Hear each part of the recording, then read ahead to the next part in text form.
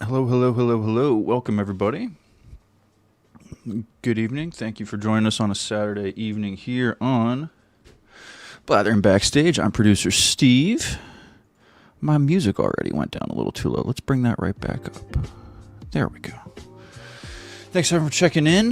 Who all is here? I saw earlier JMB and James Holmes checked in. I know these later streams don't work out for you guys as well, but I appreciate you coming to hang out. Oh, JMB's still here. He's still here. Sean McCabe is here. Thanks, everybody, for checking in, hanging out. We'll get the call link set up there soon. Kingsport Cal is here. We're going to have a good time. That's how you know. So we've got a few ideas for this evening. The thumbnail was left a little ambiguous on purpose. Good evening, everybody checking in. Dylan Berry Network, Kingsport Cal, Sean McCabe, Crafted Jedi, JMB. As always, Michael McCarcel is going to check in with us later. Hopefully, Laserbolt is here. The party is starting. Thanks again to James Holmes for checking in. Things don't get much better in the next 24 hours. Not great for us, but we will hope we can improve regardless. So. Yeah, just getting all set up here, so excuse me for just a moment. Getting some stuff all situated. I'm a little zoomed in, but we'll go with it today. So Visco fuse, yeah. So no, Sean, good question. So I'm going to talk about the fuse thing. It's a metaphor. Some producer Steve's all about metaphors. So we'll get to that for sure. I'm going to get the call-in link here set up soon. We'll get to calls in a little while. I have my little list here of stuff we're going to get to. So we're going to get a poll question up if I can figure that out on the fly. Yeah, start a poll. So here's the poll that we're going to do for tonight. It's going to be, what age did you hate the most?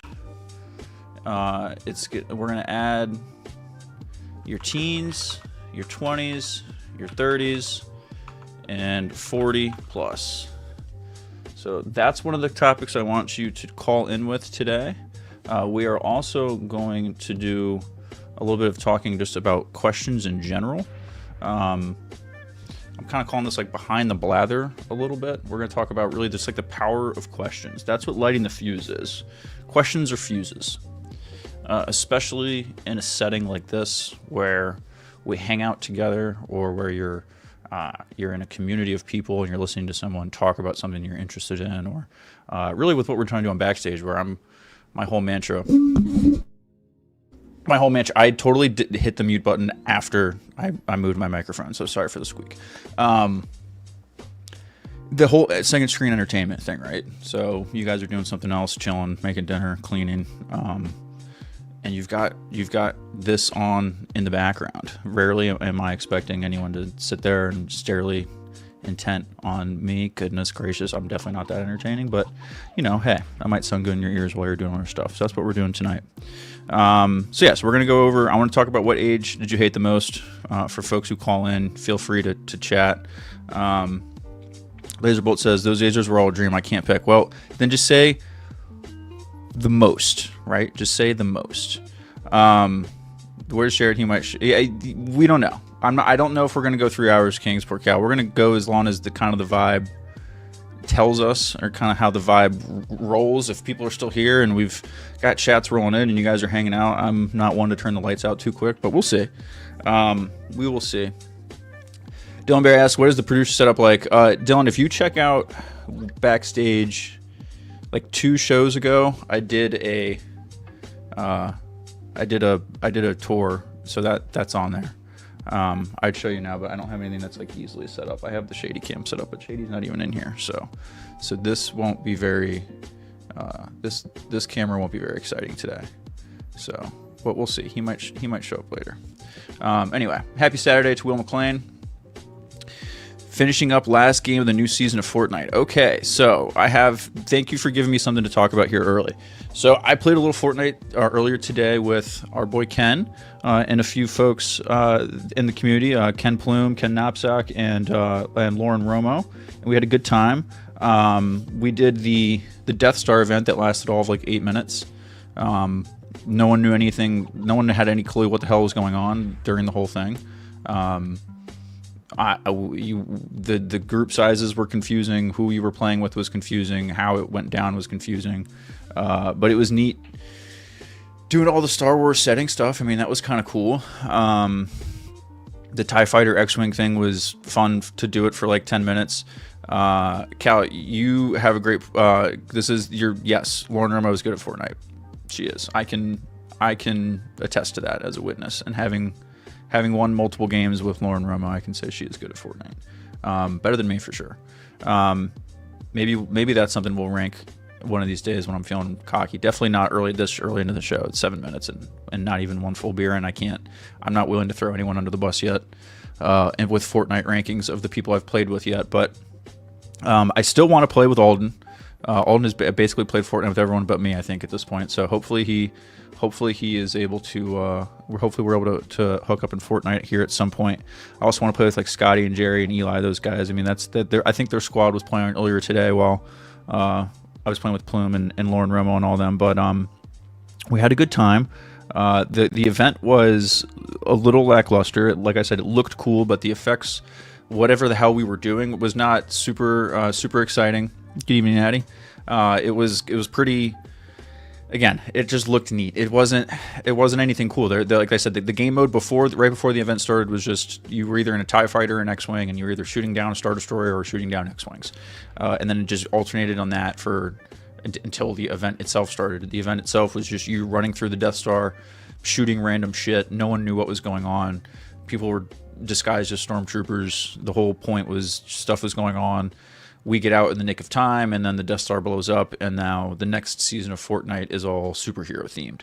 So for someone who played, I think it was Will, that was you that said you'd played. So the new season of Fortnite has started. So that means the new season has started. So now the superhero stuff is in there. That's what I'm guessing, right? So if you're still here, I would love to hear some feedback on that. Because I haven't played. I stopped right at the end of the event. Once the Death Star event thing ended, I hit like exit, and it just closed the game out. It showed us like the little teaser. I think it showed us of Superman like looking over the Fortnite map, teasing the superhero stuff. And as soon as I just hit like continue or exit, whatever, it just closed out my Fortnite. So I was like, oh, okay, I can't hear Ken or Lauren or anyone anymore. And I was like, all right, well, I got shit to do anyway. So that's gonna be it. That's gonna be it for Fortnite for this evening for me. I'll get a report from someone else later on. See, Dylan, my Fortnite group stopped playing together. My gaming group stopped playing Fortnite as well. Like we just moved on to other games. We're one of those groups of people who have a hard time sticking with one game for too long. I'm so guilty of spending like $30 on a game on Steam, playing it for a week, and then never touching it again. It sucks. But hey, what are you gonna do? It's how in my mid-30s, since I have a baby and don't get out as much, my social life ends outside the house around 8 o'clock each night. The Discord, hanging out with the boys, playing games, that's how I get in the social time. So what are you gonna do? It's fun. It's what it's a simple life, but it does it for me. I threw a bone and crypto took a guy out. Will, I'm gonna need context, dude. We're gonna need context. I would love for you to call in. I'm gonna get the link up here in a minute. I would love to hear about your adventures. Don't be shy. You don't have to be on camera if you don't want to be. But I would love to hear a report on that. What's the beer of the night? The same beer as always. I am basic bitch. I don't change my beer very often. Devil's Backbone Vienna Lager. Like I said, yep, Kinsport Cal gets it. Tastes like Yingling. Isn't owned by Trump supporters. That's the idea. So, speaking of, we're gonna refill real quick. So let me get that opened. So we're gonna talk about. We're talking about the poll. I want to hear what people have said about their stuff. Teens right now is leading the way at 43%. Next 20. So it looks like, folks, the good news is we get happier as we age. So that is the good news. At least that's the report in this community. We get happier as we age. So I am happy to report that. So I would be interested to hear what some of our teen horror stories are. Let me get the call link set up. Put that there, and then I'm going to pin that bad boy at the top. Boom. And then if there's any, I mean, we're live on Twitch, so if there's anybody out there on Twitch, there's the link in case you find it. But anyway, that's part of my longer term plans. So yeah, so we'll talk about the poll. We'll do a little bit the behind the blather thing. I want to talk about, again, lighting fuses, talking about questions. It's about how I want to structure this show. It talks a little bit to the things Ken wants to do with the blathering to make it bigger and better. And it has to do with how you guys interact, how we all engage together, and the kinds of things that make for awesome calls. And that's the kind of stuff I want to talk about here, so that when folks call into the blathering, and we're hearing new interesting stuff, and that will hopefully spur more people to want to call in and hear new voices to add to the mix, because that only kind of, for all the existing engagement, all the folks all the regulars, so to speak, getting that new blood in there kind of like adds to the toy box in a bit, you know what I mean, of like all the things people have to play with from a idea standpoint, creativity standpoint. So I'm excited to talk about that a little bit. I also want to do sports. We're going to do some sports. The NBA finals have been going on. The hockey has been friggin' amazing. So I was going to check there's a UFC fight tonight, but I'm kind of soured on the UFC as of the last few years, but the finals continue tomorrow in the NBA, and I think hockey also continues tomorrow. I think they only give hockey one day off. I could be wrong. But the hockey was amazing. 2 overtime games so far, double overtime last night. The Panthers win. And so that series is going to go back to Florida for game 3, and it is spicy. Florida just beats the absolute shit out of people. So interesting to see how that's going to go down. But anyway, that's some of the stuff we're gonna talk about. If Brady shows up, I'm definitely gonna want to talk NBA with Brady and get his thoughts on that comeback by the Pacers. We were talking on Thursday with Ken when Brady showed up, and basically saying, "Oh man, the Thunder is gonna run all over the Pacers." Blah blah blah blah blah. It looked like that in Game 1, and then all of a sudden, I think it was pretty much like right after the show wrapped up, the Pacers were down 15, came back with a vengeance, and just absolutely torched. So. Good for the Pacers. That was interesting to watch. So anyway, that's what we'll get to. That's some of the stuff we're gonna do. But yeah, I want to hear about your age woes, and then at the end, for the folks who want to hang out and stick around. Oh, and yeah, Addie's right. Yeah, Addie, absolutely right. Don't forget I asked you to be here. You're absolutely right, Addie. I forgot that you chimed in earlier. Addie will be here. If Addie's able to call in, we're going to get an update on the Swift report from last time, both conspiracy theories and any kind of Swift news that we've seen. I asked Brady about the bracelet thing last week. We'll explain that. She says she has an update on that. I think I got by the internet, but she'll educate me on that. Sorry, Addie. I got a lot I'm trying to keep up with here. That's all. So that's what we're gonna do there. And then we'll spin the wheel at the end. So for everyone who wants to hang out, if you call in after your call, feel free to chill in the StreamYard lobby. You can still see the chat and everything, and so you can continue to participate. But we will do some wheel spins at the end. So I'm gonna actually make sure I got my wheel set up here. Wheel, and we'll do some of that. That's always fun. We love the wheel. Addie, getting on the road. See you in like an hour. We'll be here. Hopefully, we'll still be here. If people are still here, I'll be here. If it's just me and Sean, then I'm probably we'll chat for a minute and then I'll probably go. But I think we're gonna have some folks hang out. So I'm gonna try to do this when I bring folks on. I'm gonna try to do this sans camera for now because I'm trying to figure some shit out here with StreamYard. So what I will ask is, so I've got Sean here, I've got Chris in the lobby. Excited to have you guys call in and tell me about your poll question, and then I want to hear questions. That's the idea here, right? So let me just kind of get into it, but then we'll start taking calls here in a minute. The idea behind the stuff here tonight is questions or fuses, and when like I said, you've talked about it before. I went to journalism school. I've you might not notice by how poor an amateur I am at all of this kind of stuff, but I am a professional communicator technically. And so one of the things you learn when you're investigating, doing reporting, is that questions are fuses. They give the opportunity for discussion to happen.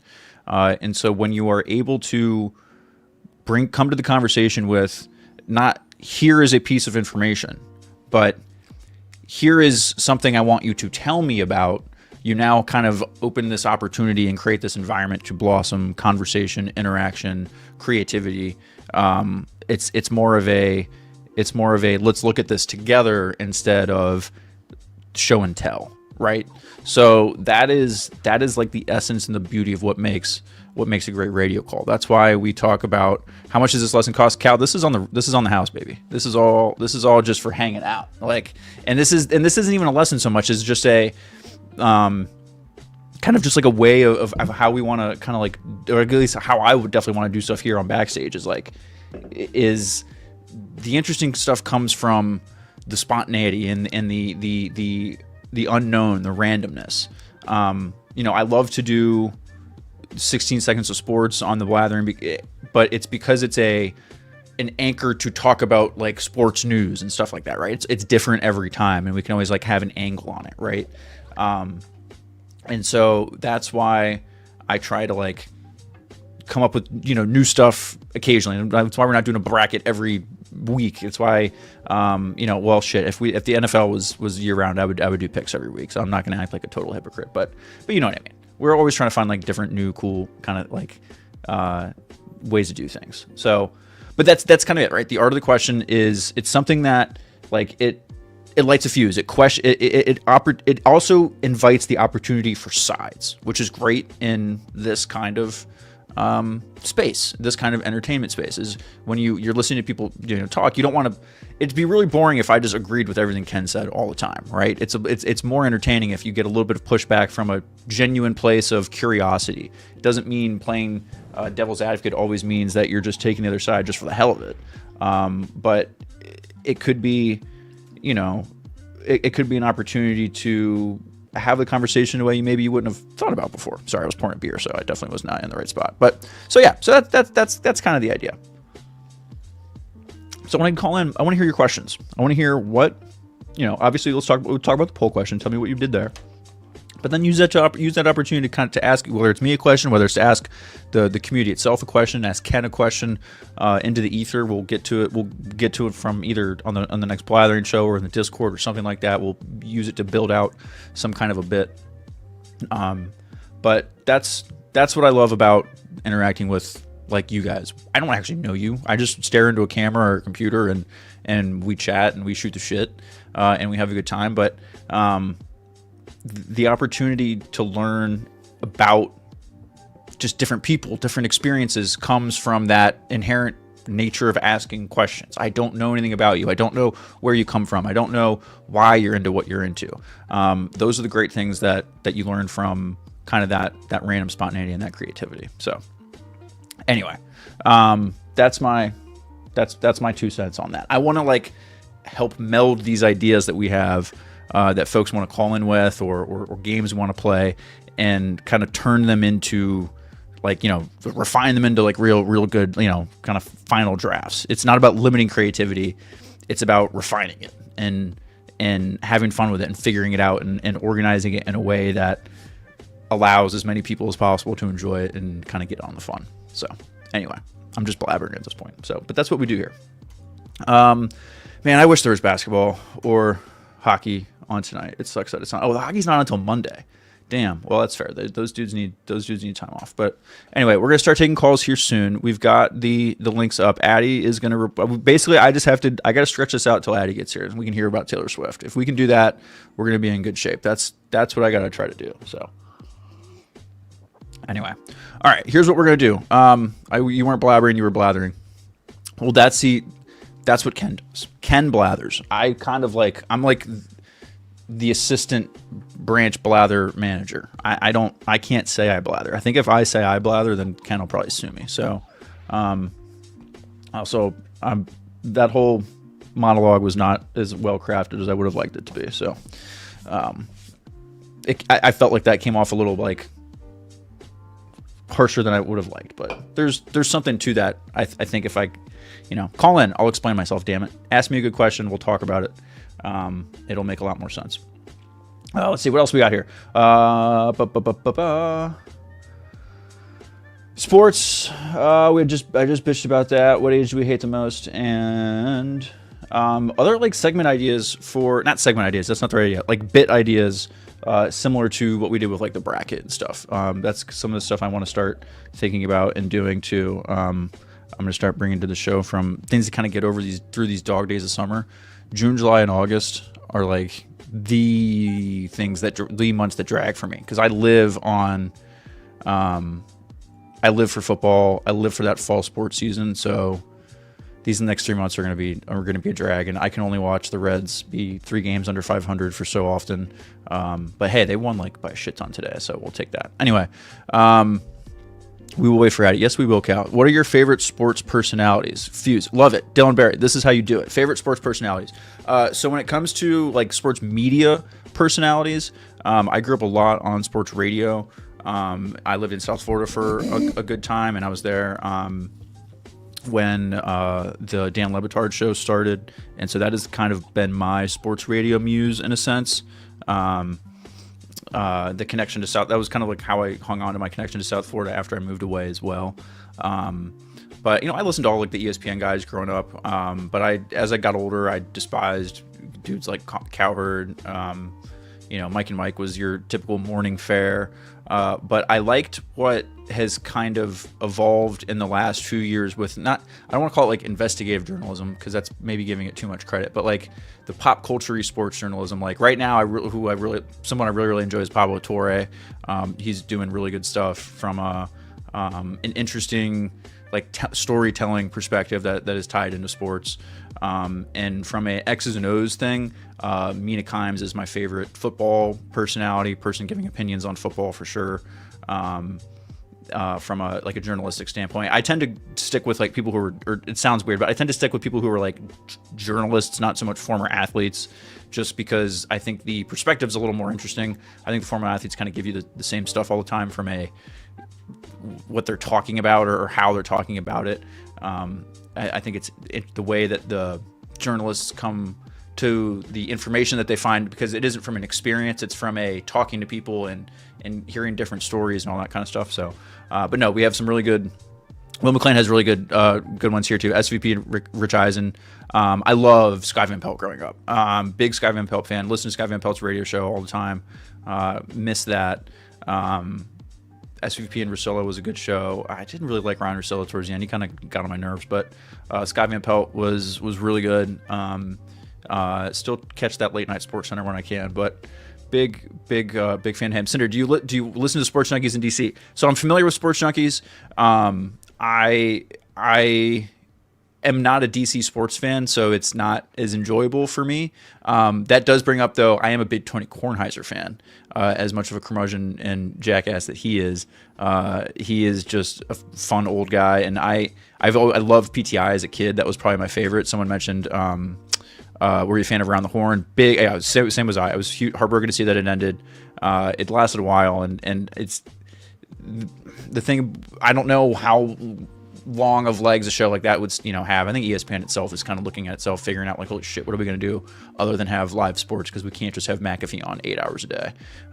So PTI is one of those things that it's not as good as it used to be, because I think Wilbon especially just bitches and moans all the time now instead of saying anything interesting. But I always liked Kornheiser because I thought his bitching and moaning was entertaining, at least. And I was a big fan of his radio show in DC, which is now just a podcast, but it's still kind of DC centric. So big fan of that, big fan of him. But so I'm familiar with Sports Junkies Sender, but I'm not like the biggest fan, just because they're very local, like centric. So okay, that makes sense. Okay, that's good to know. Well, you know what? I appreciate that. That makes me feel like I should give them a better chance. So the next time I have a shitty drive in this lovely area to go, 8 miles in 38 minutes, I'll put on 106.7 and give them a chance. So, But yeah, oh, you just talked about SVP. So yeah, great question. See, Dylan Barry, that's how you do it, man. That's how you do it. You ask a question. We got some good stuff in.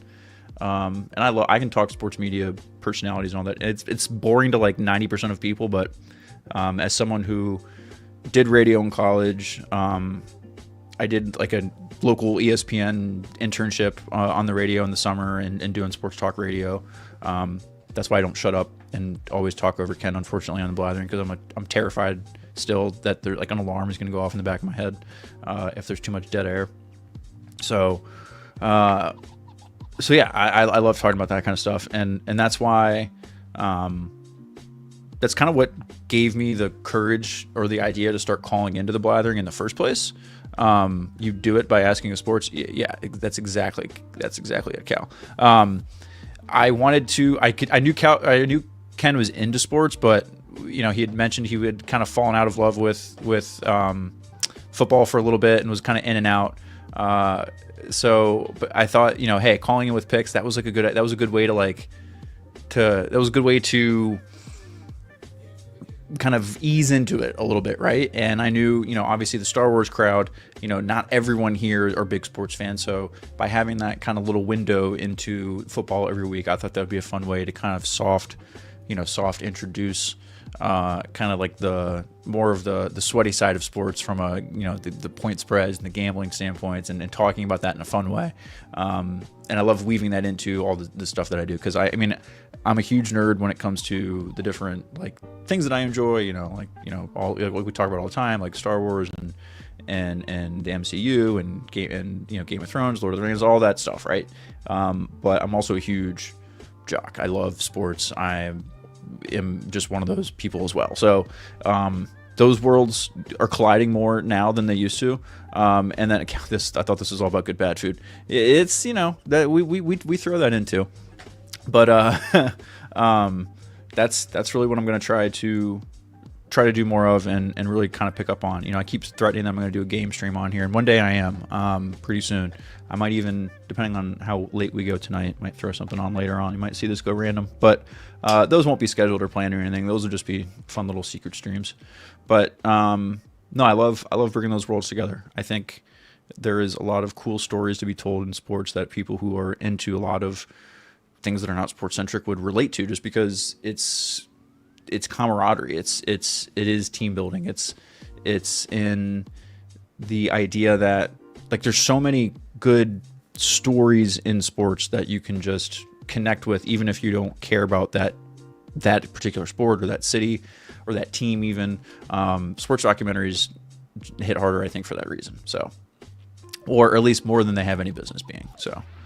Yeah, don't get Steve on F1. You're not wrong. Don't get me on F1. Luckily, Cal, there's no race this week, so I don't have anything to obsess over. We're in Canada next week, Montreal next week, and then we go on from there. So anyway, and plus I'm sad about F1 anyways, because Ferrari sucks right now, and that makes me very sad. So when the red car doesn't go fast, I get very sad. So with that being said, I'm gonna start getting in on calls here. So the link is still up there in the chat. Checking in on our poll really quick.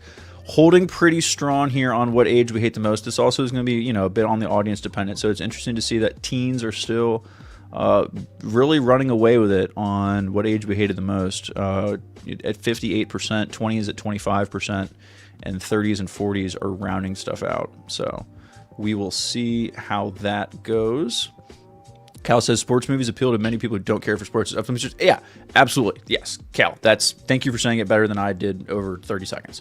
I think it is a really good example of how you get into stuff. Like that's how I got into Formula One in the first place. Was Rush first of all was amazing, but Drive to Survive and the accessibility that other media give helped so much. That's what really got the NBA. Super popular amongst young people, I think, in the LeBron, post-Kobe LeBron era was how much better the NBA was on YouTube and on Twitter than pretty much every other major sport. They cultivated a community online that the other sports didn't, and the other sports are catching up to it now. But that was a very unique thing with the NBA, which itself got people into it, because there's that whole kind of drama aspect around the NBA, especially in the summer and when people are doing different team transactions and all that jazz. As a Philly fan, how do you feel about Invincible? I loved it as a kid. Watching it now, it's not a good movie. I am totally fine. I'm not afraid to admit that it is not a good movie. It's fun to watch and see like the sights and the sounds, and kind of like live in that moment of Eagles football that I wasn't around for. But Mark Wahlberg's a Patriots fan. Like, you're not fooling me. So that's really what it comes down to. I wish it was literally anybody but Mark Wahlberg. Not anybody, but Mark Wahlberg wasn't the best pick for that. So, Detective McCarson, thanks for checking in. How long are we going tonight?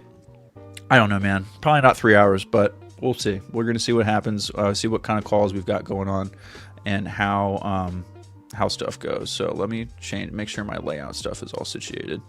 All right. So anyway, we're going to get to calls here. Chris has been waiting very patiently, and I appreciate that very much. What we're going to do here, Chris, I'm going to bring you on here soon, but I'm going to do just one cam, Chris, because I'm working on my layout here stuff. So when we're ready to go ahead and mute your camera, but keep your mic on, and then I will bring you onto the stage. Does that sound good? Awesome.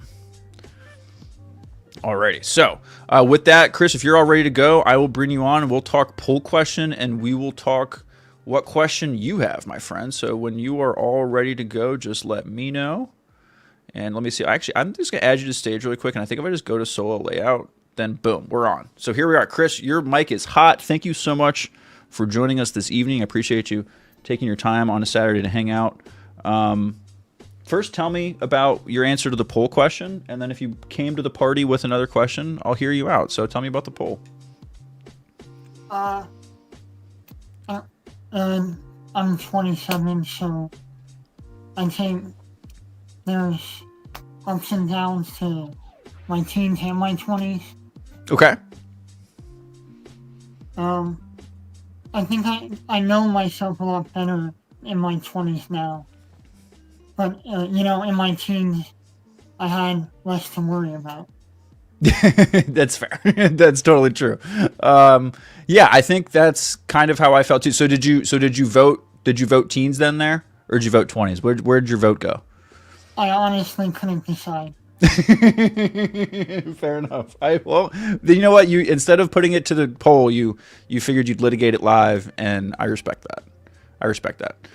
So, do you have a okay? Well, then how about let's put it this way. So you said you're only 27. Yep. Okay, so luckily, the good news, Chris, is based on our very scientific poll results, things are only getting better with age. So we're all aging like fine wines. Everyone's happiness is going up as they get older. So you only have good things to look forward to, fortunately. That's nice to hear. That's nice to hear. Good. Well, Chris, did you have another question that you wanted to come to the table with today, or did you just want to answer the poll question and hang out for the wheel later? I just wanted to hang out. Well, you are welcome to hang out, my friend. You are welcome to hang out. So we'll get back to the wheel in a bit here. We're going to take some more calls coming on here soon. Feel free to put anything in the chat. If you've got another question or other thing you want to come back to, I will bring you back up live here, but you're more than welcome to keep hanging out, and we will keep on moving. All right, Chris? Thank you so much. Cool. All right, thanks, buddy. All right, so thank you, Chris. I think that's Chris's first time calling into the Backstage, so we appreciate that. We love to have new callers coming in and hanging out. But that's how you do it. He knew how to answer the poll question. He said, "You know what? I can't put a name on it, or I can't put a number on it in the answer, Steve. So I'm just going to call in and tell you, you know what? Between the teens and the 20s, I just can't pick, man. I just can't pick." But Chris, you made a good point. In the teens, you don't have as much to worry about. So you kind of have that blissful ignorance of not really knowing what stress is. I put 20s just because of pretty much of that reason, because responsibilities became real. and stress mounted. And it didn't really subside in my 30s. It really hasn't subsided, especially now with the whole kids thing. But perspective helps. I think perspective with age has been one of the nice things, and definitely one of the things that's helped the most. So, alrighty. I answered the poll question, but I can't see anymore. Remind me what the actual question was. It was, so, oh man, can I put it, is it still up? Let me see if I can, it's still up there. The poll, Svetnik, was, which age did you hate the most? Your teens, your 20s, your 30s, or 40 plus? And that's not to be ageist. It's just because I can't put like 400 different options on there. So that's the idea there. So, alrighty, folks, still taking calls. We've got the link in the chat there. We were going to talk about what your tell me why you hated your teens, why you hated your 20s. If you've got sports questions, just call in about. We would love to do those, but I wanted to just hear what questions you have. I want to hear what questions you have. See, this is what I love to hear this, Laser. Didn't even slightly hate any of them. Okay, well then maybe hate's a strong word. Maybe hate's a strong word. Of the four, what would you rank what would you rank the least then? Okay, let's put it that way. You don't have to, we don't have to take it too literally. But of them, what did you like the least? Maybe that's the better way to go with it. Just checking on some stuff here, making sure our wheel is good to go for later. We've got, man, I was like, up until, I don't know, an hour before we started here, I was like, oh man, this is great. I'm going to have the basketball game on in the background to be able to kind of just go to that and react to that. Maybe Brady will call in with a basketball update and just to learn. Nope, basketball is tomorrow. So I got Laser's comment out there. Basketball is tomorrow. So what are you going to do? What are you going to do? What is the best Ben and Jerry's flavor? This is a good question that I would love some input on from the folks. What is the best Ben and Jerry's flavor?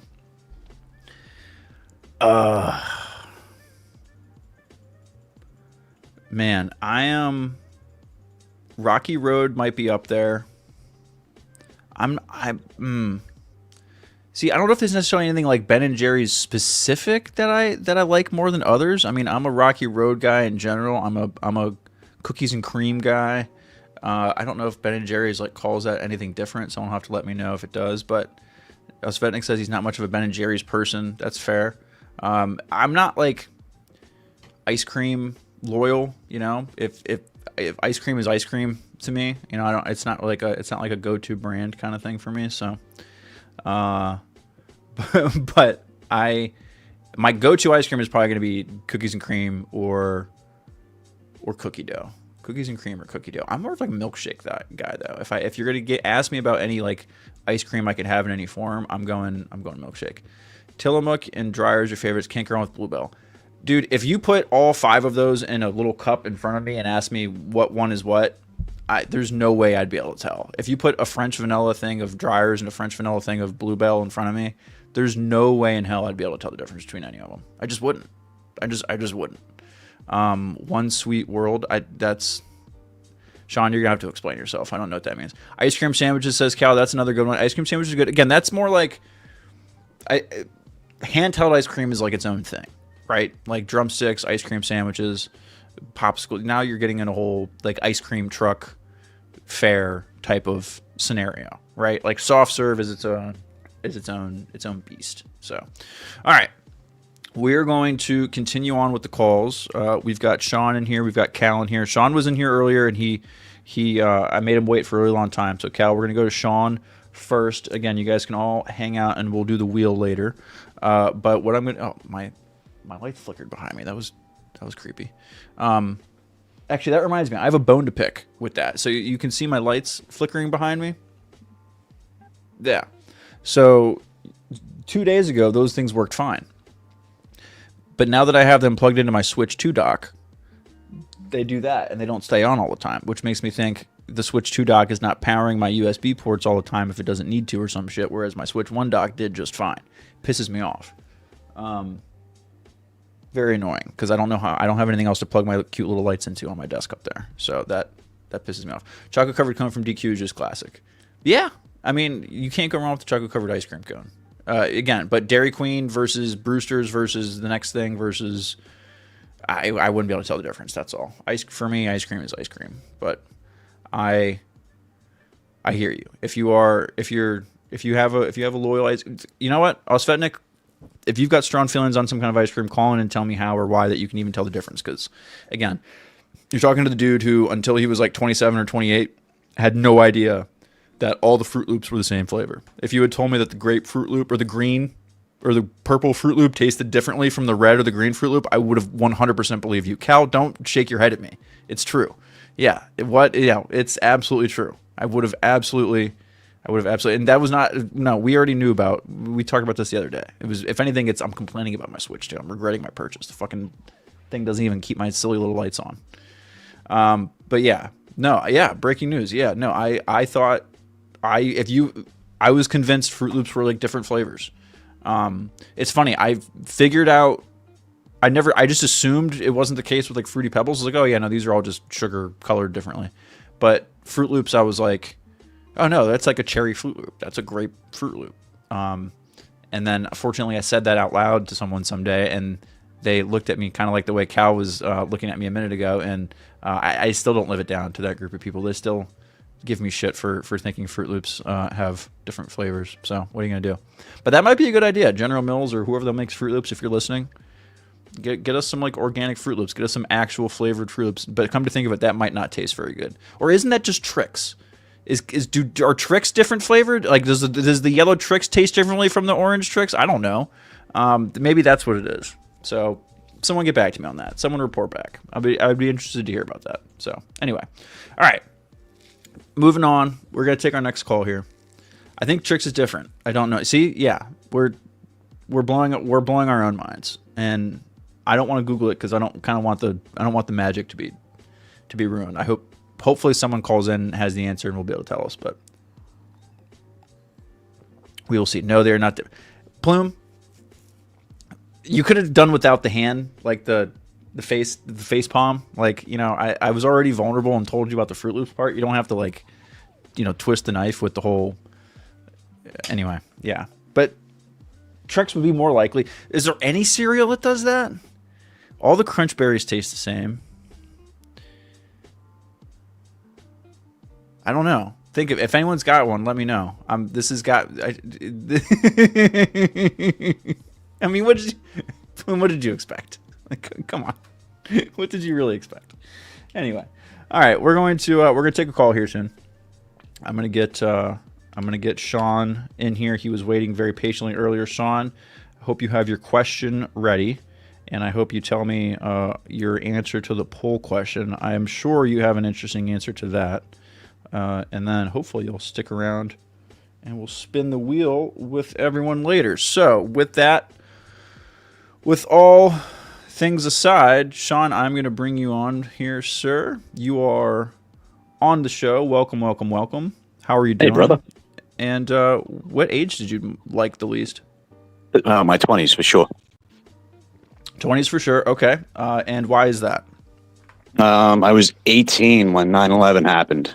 So Okay. for the next decade, my life was just dedicated to warfare. Right. Okay. Understandable. Yes. Sean was. Yeah. Okay. That makes sense. That is understandable. So how long were you in it, Sean? 8 years. 8 years. Okay. Starting at 18? I turned 21 2 weeks in. Okay. Wow. Okay. So that was your 20s. Yeah, that really was your 20s.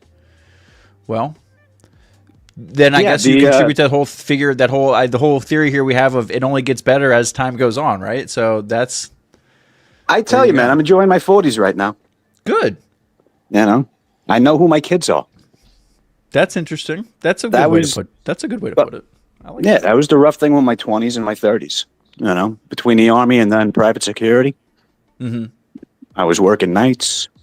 Mm-hmm. You know, I didn't know my kids for years. Yeah. And now, that's sad. the past 3 years, I've got an awesome career. My kids are growing every day. And I actually know who they are. So I'm loving life right now, man. That's awesome. Love to hear that.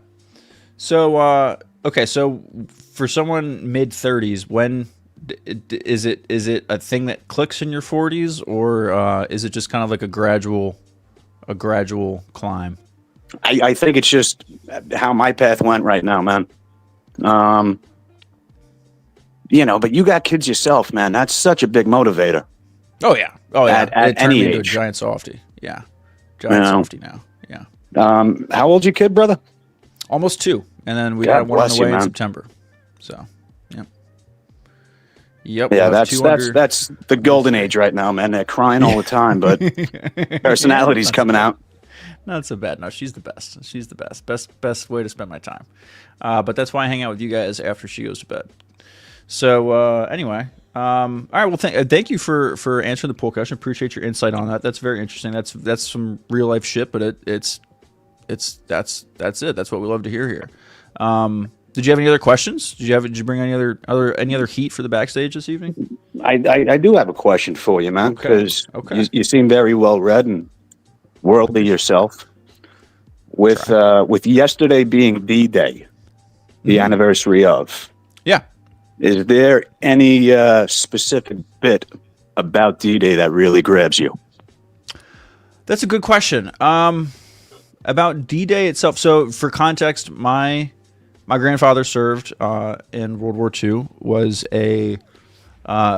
He served mostly in Italy, and so he was actually out by D-Day already, or he was back in England and by D-Day because he was in Italy from 42 on. Sure. North Africa into Italy, all that jazz.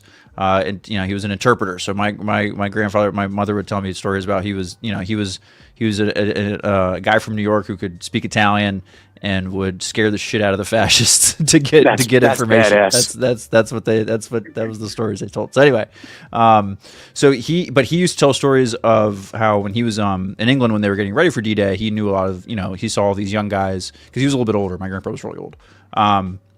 He saw all these young guys like getting ready for stuff and would tell told some stories about meeting some just literal kids like that were a week away from actually going out on the operation, and like they were barely 18 years old, and so that's what I think about. I think about like how much of a jackass I was when I was 18, 19, 20, and the fact that those people literally saved the world. And that it's incredible that that we were able to put shit like that together and have faith in each other, which seems a lot harder nowadays. But that's what I think about. I think about the idea that literal kids practically, were made into men and sent to war, and so many people never got to see their 21st birthday even, but it meant a lot. So yeah, that's a good question. What about you? On, brother. Say again? I said, what about you? I mean, there's a myriad of things that I could talk about, but the one that really is close for me is Teddy Roosevelt Jr. He was the assistant commanding general of the 4th Infantry Division at the time. And he was like one of the first guys on the beach. Guy's 56 years old, walking with a cane, directing troops and regiments up Normandy the entire day. Wow. For all the young guys doing all their badassery, to have this one quote unquote old guy just walking around and giving orders. Right. Never Yeah. fired his weapon. Yeah. Yeah, Teddy's great. And he's the son of Teddy Sr., which is also Right. Yeah, the big Teddy. Yeah. Yeah. Very cool. Very cool. That's awesome. Well, no, I'm glad you brought that up, Sean, because that's a good little, as we get further away, it gets unfortunately recognized a little less and less and less, just as far as in people's memory in that regard, especially with all the other crazy shit going on in the world. So no, I appreciate you bringing that little bit of. I'm a big history nerd myself, so I appreciate you bringing that little bit of. Bring that little bit of perspective. McCarcel saying, yeah, for me, it was crazy. It was basically a suicide mission. Yeah, exactly. Right. And that's a lot of what my experience from the stories I'm hearing about it from family folks who were close, who saw stuff. That's kind of how my grandfather told the stories was, he was this older guy who saw these kids getting ready, basically like just knowing that just swaths of them were just not going to make it. So that's pretty crazy. So, Yeah. So great perspective there, Sean. Thank you. You always have very insightful things to call in about, so I appreciate that. That. Always a pleasure to be here with you, brother. Oh yeah, man, appreciate it. So you're welcome to hang out in the lobby. I'm gonna keep going on with our calls. You're welcome to hang out if you want to spin the wheel later, but don't feel like you have to. But if you just chill in the lobby, then we'll bring you back and spin the wheel before we wrap things up. All right, sound good? Sounds great, man. All right, buddy. Thank you so much. All right, so thank you again to Sean for calling in and telling us, folks, things only get better from here. If you're in your 20s and things suck, just know the 30s get better. If you're like me and you're in your 30s and you think things, I don't think things suck, but apparently your 40s up is really when things come together. So it'd be interesting to hear Ken's thought on that as he approaches 50, but I think we all know he's, where he's at in life. It's understandable. But again, he'll talk all the time about how, changing careers and stuff in his 30s was amazing, and then how life-changing it was. So totally love that. My 30s have been drastically better than my 20s. Right. Yeah, I think being able to afford shit, or like at least a little bit more than in your 20s is definitely helpful, at least for me. Broke as shit the whole time, but yeah. What are you going to do? We're here now. So we're going to keep on rolling with the calls. I've got Cal. I've got Osvetnik lined up. Osvetnik, do you want me to call you by your name that you have in your thing, or should I go by your username? Okay. All right, cool. All right. It might be easier. I figured you're putting it there for a reason, so I didn't want to, I wanted to be polite. So, all right. So we will get to Ethan. We will get to Cal. Cal, you're too good at batting cleanup. So if you're cool, I'm gonna go to Ethan, and then we'll if you're you get it. All right, and I know you're just here to spin the wheel anyway. So don't kid yourself. So anyways, Ethan says Osvetnik wants to talk a little bit of a Switch 2 talk. So I'm excited to hear that. I am very excited to hear that. I shared a little bit of my experience getting one on Wednesday night. It was a shit show. I lost some faith in humanity. Made me worry about the kids and the state of of everyone who uses TikTok. That was, it just made me sad. So I'm interested to see what Ethan has to say on that. And I also saw in the Discord this morning, again, another reason to hop on the Discord, get in Ken's Patreon. Our good friend Alec in the community was talking about how he's in games journalism and had some really interesting stuff to talk about in there. So I would love to hear about that. There's some good game news coming on between the Switch coming out this week, and then we also had Summer Games Fest yesterday. There were some big games announced. I didn't see a ton of the highlights. The only one that I really saw or looked into at all was the Game of Thrones game.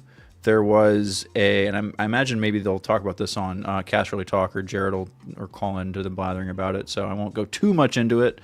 But games, I will definitely stake some claim for on talking about. But I'm gonna tell me he was close to TV. I don't know, Cal. I don't know where. I'm not sure where he is. Anyway, what was I? Damn it! I just lost the train of thought. Games. We were talking games. Yeah. So the Game of Thrones game, Summer Games Fest, that came out yesterday, or was announced yesterday. Is coming out, I think, next year. It is an RTS, real-time strategy game. It's like I don't want to say Age of Empires but that's, it's StarCraft, Age of Empires. It's top-down. You get groups of units, strategy game type of thing. So 10 years ago, this game would have been friggin' amazing. And yeah, Cal, you bring him. Yes, Addie will be here. Yeah, no, she said an hour ago, like 30 minutes ago. So we got a little time. But yeah, you're absolutely right. Addie's going to be here with a Swift report as well at some point. But it looks cool. But like I said, this game looks like, and yes, Laser Bolt, great point. Dune does have some good RTSs. Especially the newer one I played a little bit of. I enjoyed that one. I think if this Game of Thrones game came out 10 years ago, it would have done absolute bonkers. The RTS died so that the MOBA could take over in the zeitgeist, and it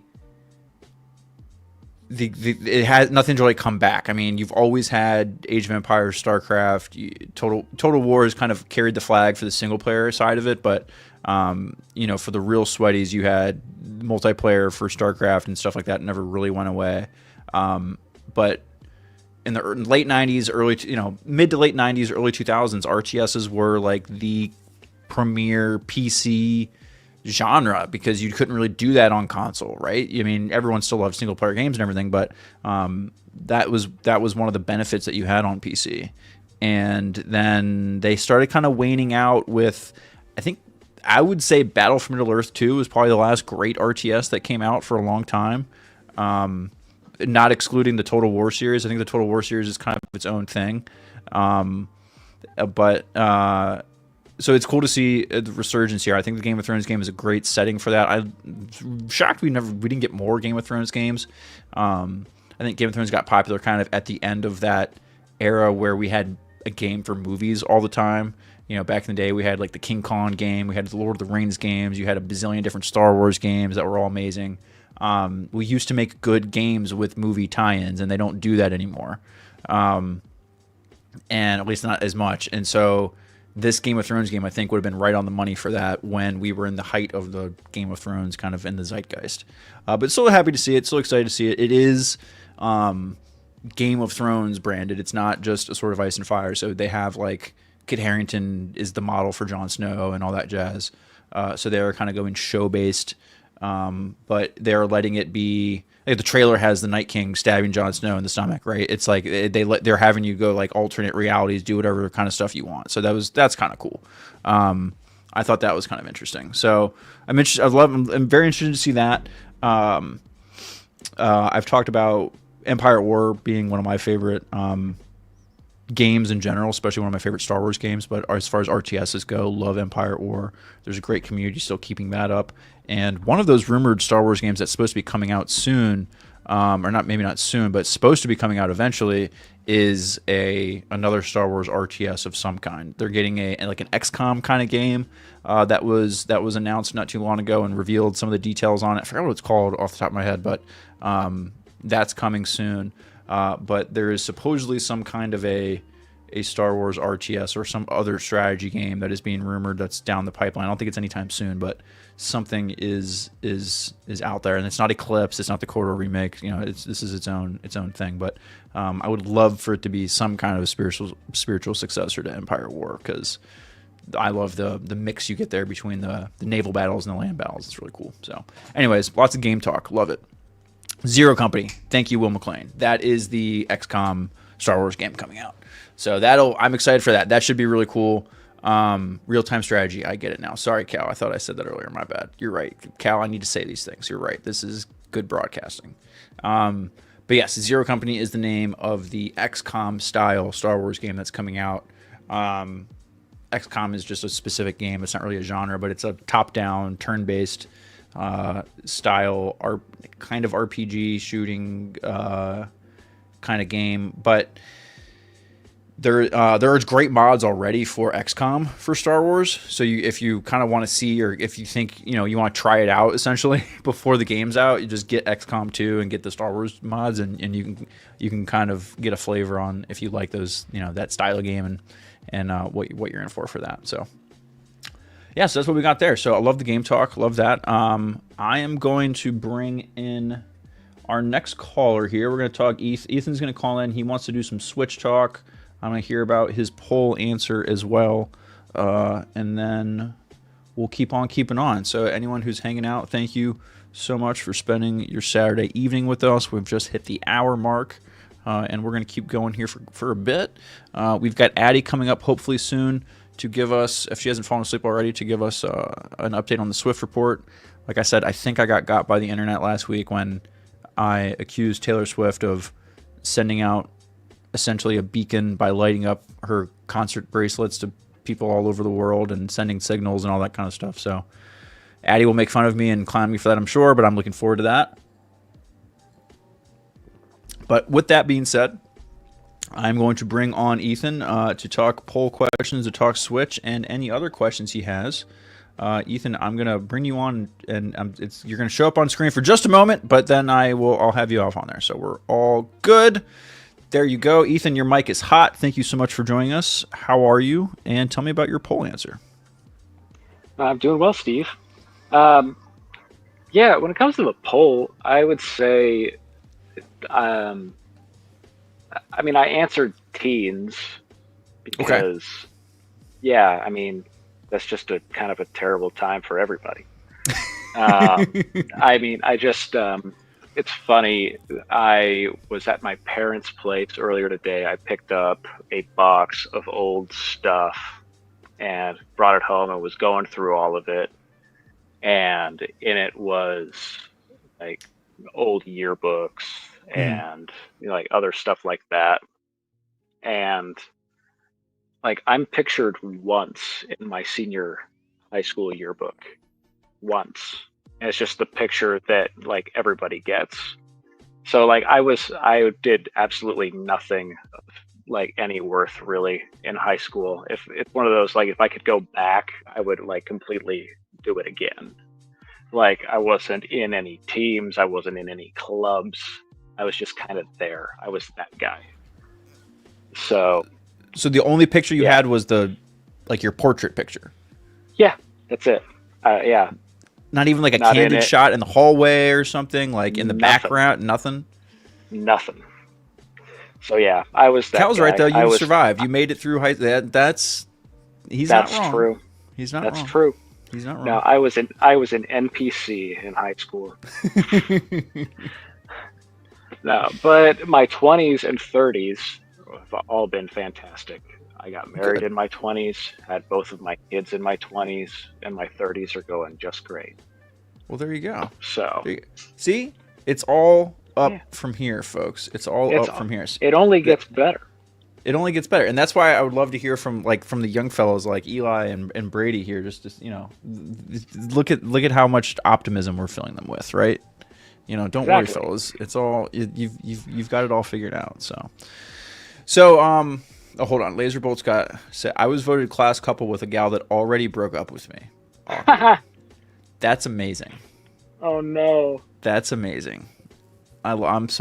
So did you like accept the award? Well, I guess it's more like it goes in the yearbook, but I imagine you had some friends that wrote some fun things in your yearbook on that page or in the back about that superlative. That would be fun. I would totally be the guy that writes something about that. But anyway, that's really funny. That's adorable. So Ethan, so yeah, if you were only in the yearbook once, you didn't make any superlatives, I'm guessing, or anything like that, right? No. No, I did not. I didn't either, so no worries there. I do remember By yearbook definition, writing. only superlative people do, though, right? So not everybody would get, That's it's only right, a select few people. right. So I mean, The but hey, I chances of don't. You walking might have down been the voted. street and seeing and meeting somebody that was voted most likely to succeed is pretty low, right? Very low. Very low. That's true. But a lot of high schools do make up a lot of superlatives for just like bullshit, just to get pad the stats essentially. You know what I mean? Like most likely to end up on Saturday Night Live, or most likely Those to new woke high schools, right? The ones that have to give out participation trophies these to everybody. participation superlatives. Damn it. Actually, in that box was a bunch of old participation trophies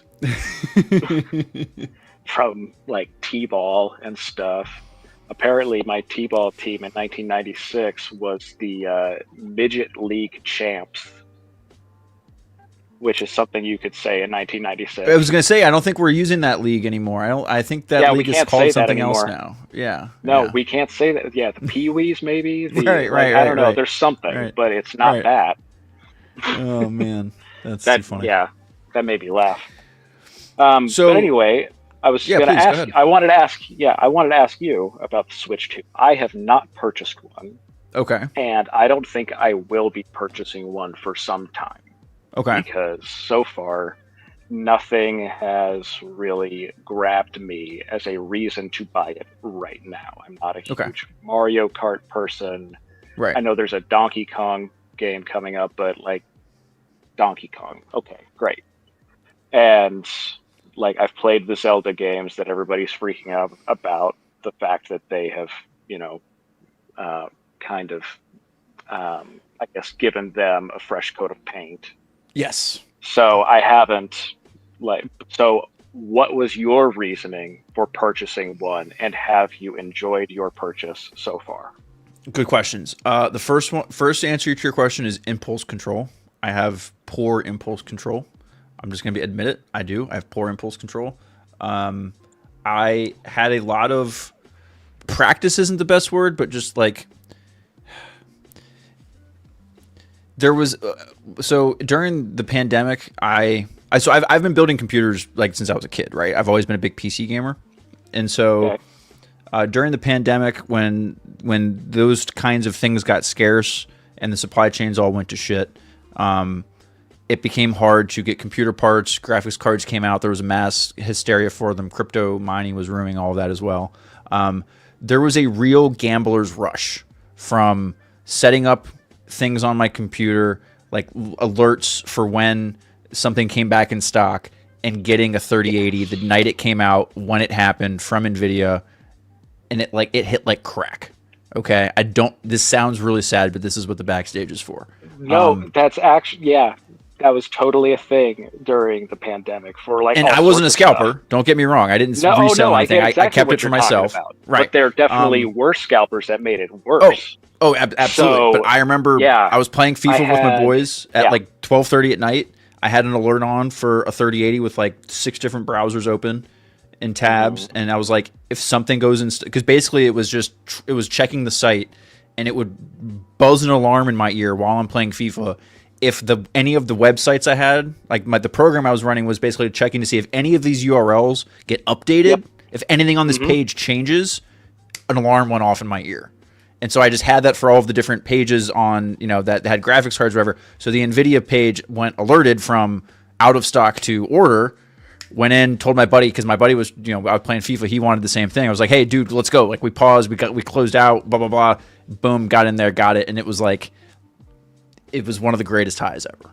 And so I did it again with a PS5. Yep. Right. Did it again with the PS5, did it again with the Switch. We didn't do it with the PlayStation 5. During the pandemic, the original Nintendo Switch was really hard to get. And which is crazy because it's been out for like 3 years. Yeah, well, Animal Crossing happened, and I think something else was happening about the same time, and so all of a sudden everybody wanted a Switch. We kind of had the almost opposite issue, is that we had a Switch. My wife had just gotten Animal Crossing, and so the Switch time was completely like, she was taking all of it. Because of Animal Crossing, and so I was like, well, dang it, now I need one so I can play like anything. Right. So I was doing the exact same thing, trying to get a Switch, and eventually was able to get one at a store I got in town. I was able to get there at opening, and was like, the website says that you're going to have them. He's like, yeah, we have 2. I'm giving you a ticket. You go right back to electronics and you get it. Like, perfect. Absolutely nice. Perfect. Nice. So yeah, I know exactly what you're talking about. Yeah. So besides the impulse control, as far as the games go, you're totally right, because there is nothing on it right now that screams, oh my gosh, you have to go get it right now. But I'm a huge Zelda fan.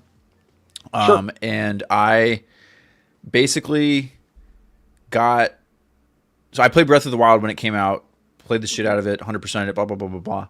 When Tears of the Kingdom came out, life just got really busy for me, and I just did not have time to like invest into a game like that.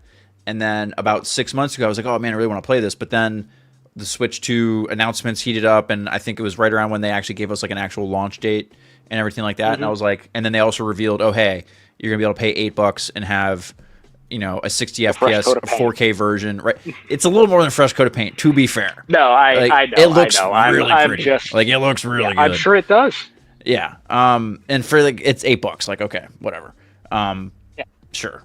So that's it for me. And since I pre-ordered from Best Buy, and they gave me this like cute little coin. Oh, nice. As well. That came with it. So I'm sure some nerd is gonna would pay like $20 for that on eBay. So but yeah, I lost faith in humanity outside of that Best Buy the other night. There were some things I wish I didn't see.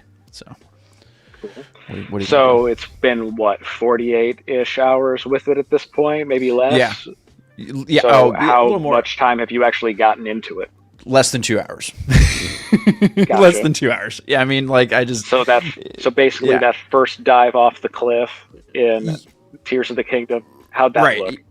It's incredible. It looks great. Like all the effects with the cool little machines and everything. Like I'm barely even into the game yet, and I've saved myself because I didn't play like I played like an hour of Tears in the Kingdom on my OG Switch before like I couldn't, and then I decided like okay, I'm gonna wait to go back to it. So I sat on it, and now I'm gonna really dive into it. So I'm excited for that. But like I have a PC, Well, I'm so I played excited to know- Cyberpunk and stuff like that. You know, for those kinds of games.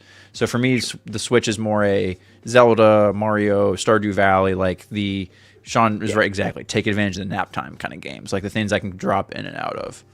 So Yes, yeah, absolutely. please go ahead. What were you gonna say? Oh, I was going to say I'm excited just over the next little while to hear what you think of that game going forward. Okay. Because I quite enjoyed it. And Tears of the Kingdom? Yes, absolutely. I feel like the overall experience of Breath of the Wild was somehow more impactful for me than Tears, but that's just because I feel like the Breath of the Wild world is all like fresh when you first play it. Right. And, Yeah. And Tears is the same map, but Just more. kind of messed up a little bit. Right. So there's a little bit more wonder, I think, in the first playthrough of Breath. Oh, yes. Versus by the far. first playthrough of Tears. Yes. But I feel like the things that happen in Tears is pretty impactful. Yeah. I think this is the first time. Here's my tease for you. I feel like this is the first Legend of Zelda game that earns the title The Legend of Zelda. Ooh, I like that. Yeah. I like that. So we get some more Zelda action in this one, is what you're saying. Yeah. Now you don't like play that. as Zelda at any point Right. or anything like that. Okay. But Okay. there is definitely some stuff that happens with Zelda. She's more present in the game. She's more present. Okay. That's cool. Yeah. I like that. Like still in the same way as Breath, still mostly through memories and stuff like Breath. But some stuff happens that you're like, okay, like I can see now finally why this would be the Legend of Zelda. I dig that. I like that. Oh man, now I'm even more excited to play. Thank you for that. Okay, now I have a question. Please. Question. Is Tears longer than Breath of the Wild? Because one of my biggest complaints with Breath of the Wild, and I want to bring up this thing from Brad's because this is a great comment, and I totally agree with him that's my least favorite part of the game. Okay. The weapon durability is my least favorite part of the new Zelda games. I understand why they put it in there because I tend to agree. But I understand why they did it, and it did add a flavor of if they didn't have the durability thing in there, I would just use the Master Sword all the time, no matter what, even if I found other weapons, just because I'm a sucker and I like Vanilla Ice Cream and Luke Skywalker and I like the Master Sword, right? Yeah, absolutely. So the durability mechanic gives you reason to open the box a little bit and have a little more fun with it. So that part of it, I appreciate it, but it's a pain in the ass, and I hate having to do inventory. I swear to God, like 15% of playing Breath of the Wild is inventory management, and that pissed me off. I will say the menus and things in Tears make that a little bit better. And then I would say that as far as the weapon durability thing, in Tears, the fuse mechanic makes that a lot more interesting. Okay. Just because you're constantly coming up with different like combinations of items with the weapons. Okay. Because like I don't know, you're 2 hours in, you've possibly been fusing things at this point. I don't know. Maybe not. Oh, here's another one. Hold on. Here's another. Oh man, so much damn mic squeak. That's a good point. I think the fuse mechanic is like another. they're again, it's just an added thing. They're trying to add flavor, add things to the game, so it does feel new. It's another thing to not manage, but it does add to the creativity, because I have seen some really cool machines people have made, ideas people have put out together with those things, like the rockets and all the flying machines you can make. I think that's really cool. Yeah, for sure. But I'm talking specifically about putting items together with the weapons. Right. Because of the weapons. Yes, what Brady is saying. That's what you guys are both Absolutely. saying. Yeah. Okay, this makes more sense now. Yes, Yes. that mechanic made the durability thing more enjoyable. Totally agree. Right. Totally agree. And I've only just started with it, but yeah, I totally agree. Yeah. Like there's like a minor item-ish, spoiler-ish thing. Like there's a mushroom that you can find that if you stick it on your sword and you hit somebody with it, it basically makes like a puff cloud around, and like it confuses everybody except for you. And so cool. like there are things like that you find and you figure out and that make things a little more interesting that way. But anyway, no, I love how the gaming talk is getting the people engaged. I love this. I'm just going to turn this into a gaming channel. I'm totally fine with that.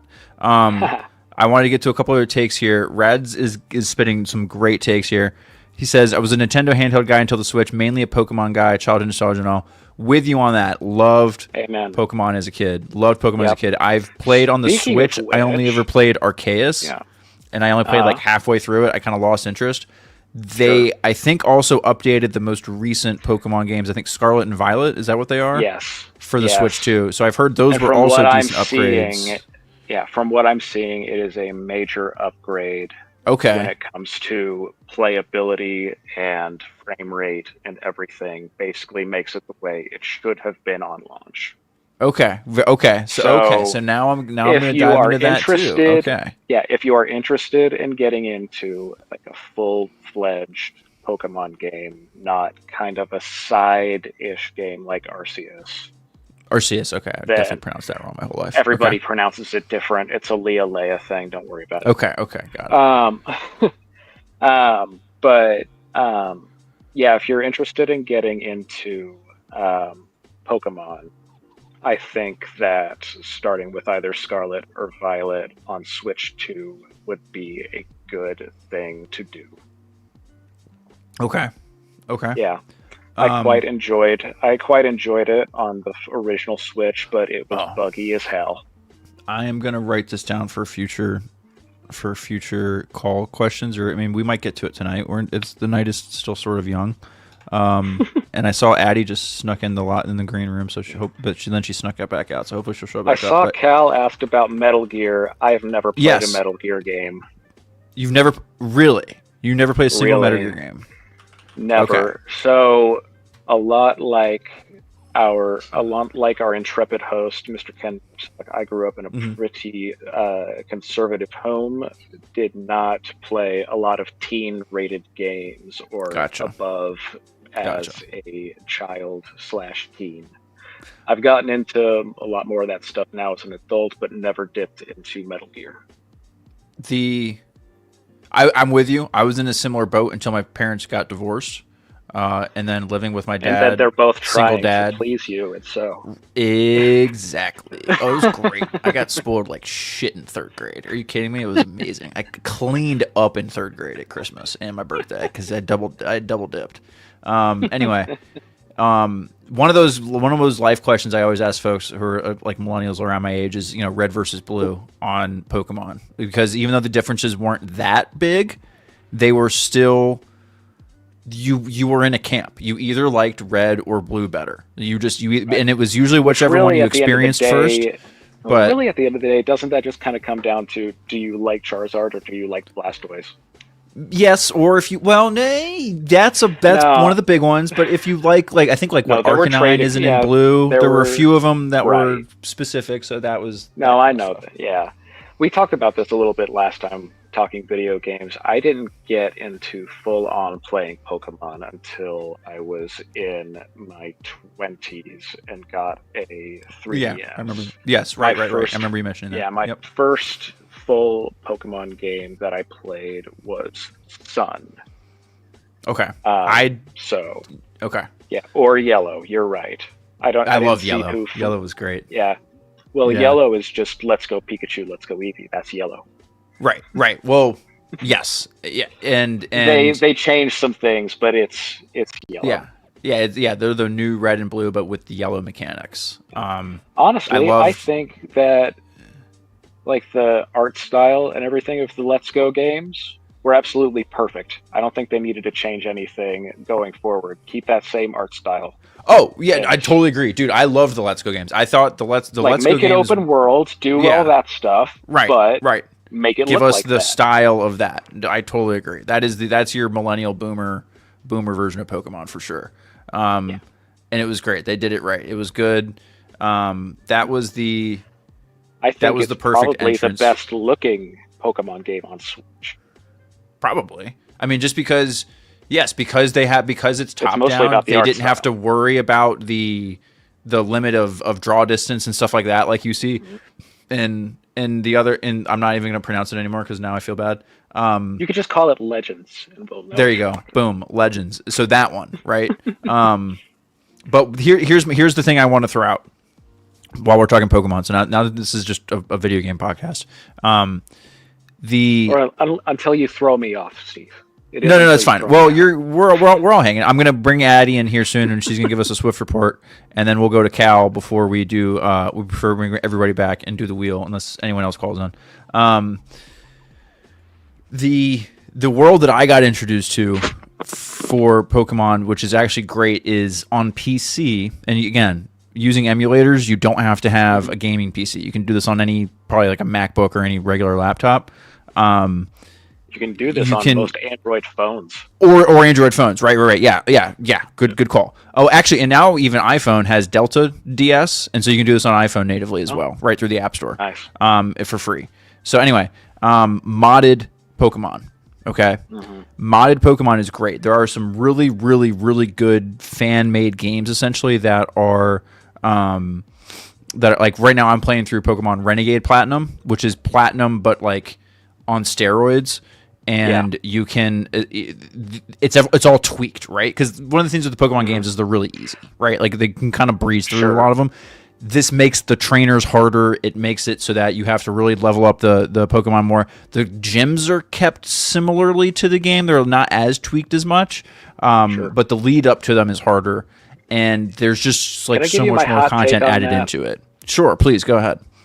My hot take on people that complain about the easiness level or the difficulty level of a Pokemon game is that I believe that a Pokemon game is as easy or as hard as you want to make it. If you think that the gym is too easy, don't bring in Pokemon that are at the same level as the gym. Right. If you think that the trainers are too easy, stop using heal potions. Like it is as easy or as difficult as you want to make it. Yeah, so that's true. That's true. I hear you on opinion. That. But I think the way that the mods are structured, it makes it so it's just you have to prepare for you, and you have to grind a little bit to be honest. But you do have to prepare more for some of the fights or for some of the gym battles. Whereas you can really just with especially with the earlier games, is if you just stay on the rails and you catch a few different Pokemon types, you're going to have what you need to get through. A lot of times the gyms weren't even the hardest parts, right? So, but anyway, that was my whole discovery really in the last few years, was just that whole world existed, right? Because I played the original games, like the first 2 gens, 3 gens, and then totally fell off the map until just a few years ago. Like I never owned a 3DS. I never even owned an SP. I had a Game Boy Advance, and then that was it. I got into consoles and PC gaming from there. Never owned it, and then I got a Switch a few years ago. So I had a big gap in all of my Pokemon game experience. You know what I mean? The only time I ever really used Nintendo stuff was for Zelda. So, but yeah, dude, I love this. Well, see, that's the thing. Well, that's the thing about Pokemon games in general, in my opinion, is that exactly. If you don't want it to be hard, it doesn't have to be hard. Right. Detective, it doesn't have to. It doesn't have to. You're right. But if you want it to be hard, it can be. Mm-hmm. But the thing that I like about Pokemon games is they are as in depth or as shallow as you want them to be. Like if you can go in and just straight level up your Pokemon, have like all attack, moves on your Hmm. Pokemon, and just steamroll through everything. Or you can learn how statuses work. You can learn about IVs and EVs. You Right. can learn about all the stats and go whatever. I can sit my 5-year-old on Pokemon, and he can catch all the Pokemon and have all the fun he wants. But I can also go on and battle online with my fully EV trained and IV trained and everything like perfectly curated little team Hmm. for VGC, and it's as it's as much as you want it to be, basically. I had a That proud and actually I had a proud dad moment a little while ago. My 5-year-old caught his first shiny Pokemon. oh wow, that's Yeah, awesome. I I think it was don't think I've still ever caught a shiny it was a Pokemon. Hoppip. I think it was a Hoppip. Nice. Don't think I've ever caught a shiny Yeah. Pokemon. That was one of those things I totally missed the boat on. Like when I came back, I was like, "What the fuck is a shiny Pokemon?" I don't think that was a thing in Red, Blue, Silver, Gold. I have no idea. So they But kind of were in Silver and Gold, the red Gyarados that you could catch. That's okay, technically a shiny. that was like the OG that's shiny a hard Pokemon. coded. Yeah, that's a hard Okay, coded shiny Pokemon. Every got time you it. find it, it's Got it. shiny. But See, and I love the conversation yeah. that we've got going on in the chat about talking about just grinding in video games in general. Cal mentioned, Cal, I want you to talk Oh about this when yeah. you call in. Just what free games you're talking about, what your grinding experiences are. Yeah.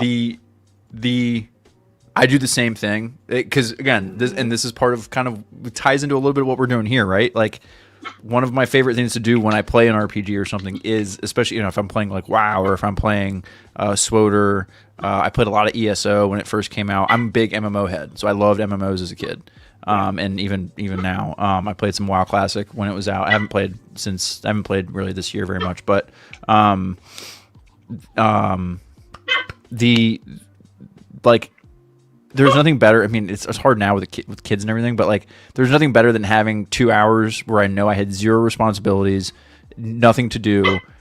I'm just gonna have myself a nice beverage. I'm gonna sit down and I'm gonna just kill boars for the next 2 hours and get the last little bit of XP I need for this, and listen to a podcast and just have nothing to worry about and just fucking live in it. And it was great. It's That was the a relaxing perfect kind time. of brain numbing kind of thing that you can just kind of do as you do, it's perfect second screen content, right? That's what we're here for. Well, that's what this is, the second screen That's content. what this chill is. out with me So it's while third you kill screen boars. content. Exactly.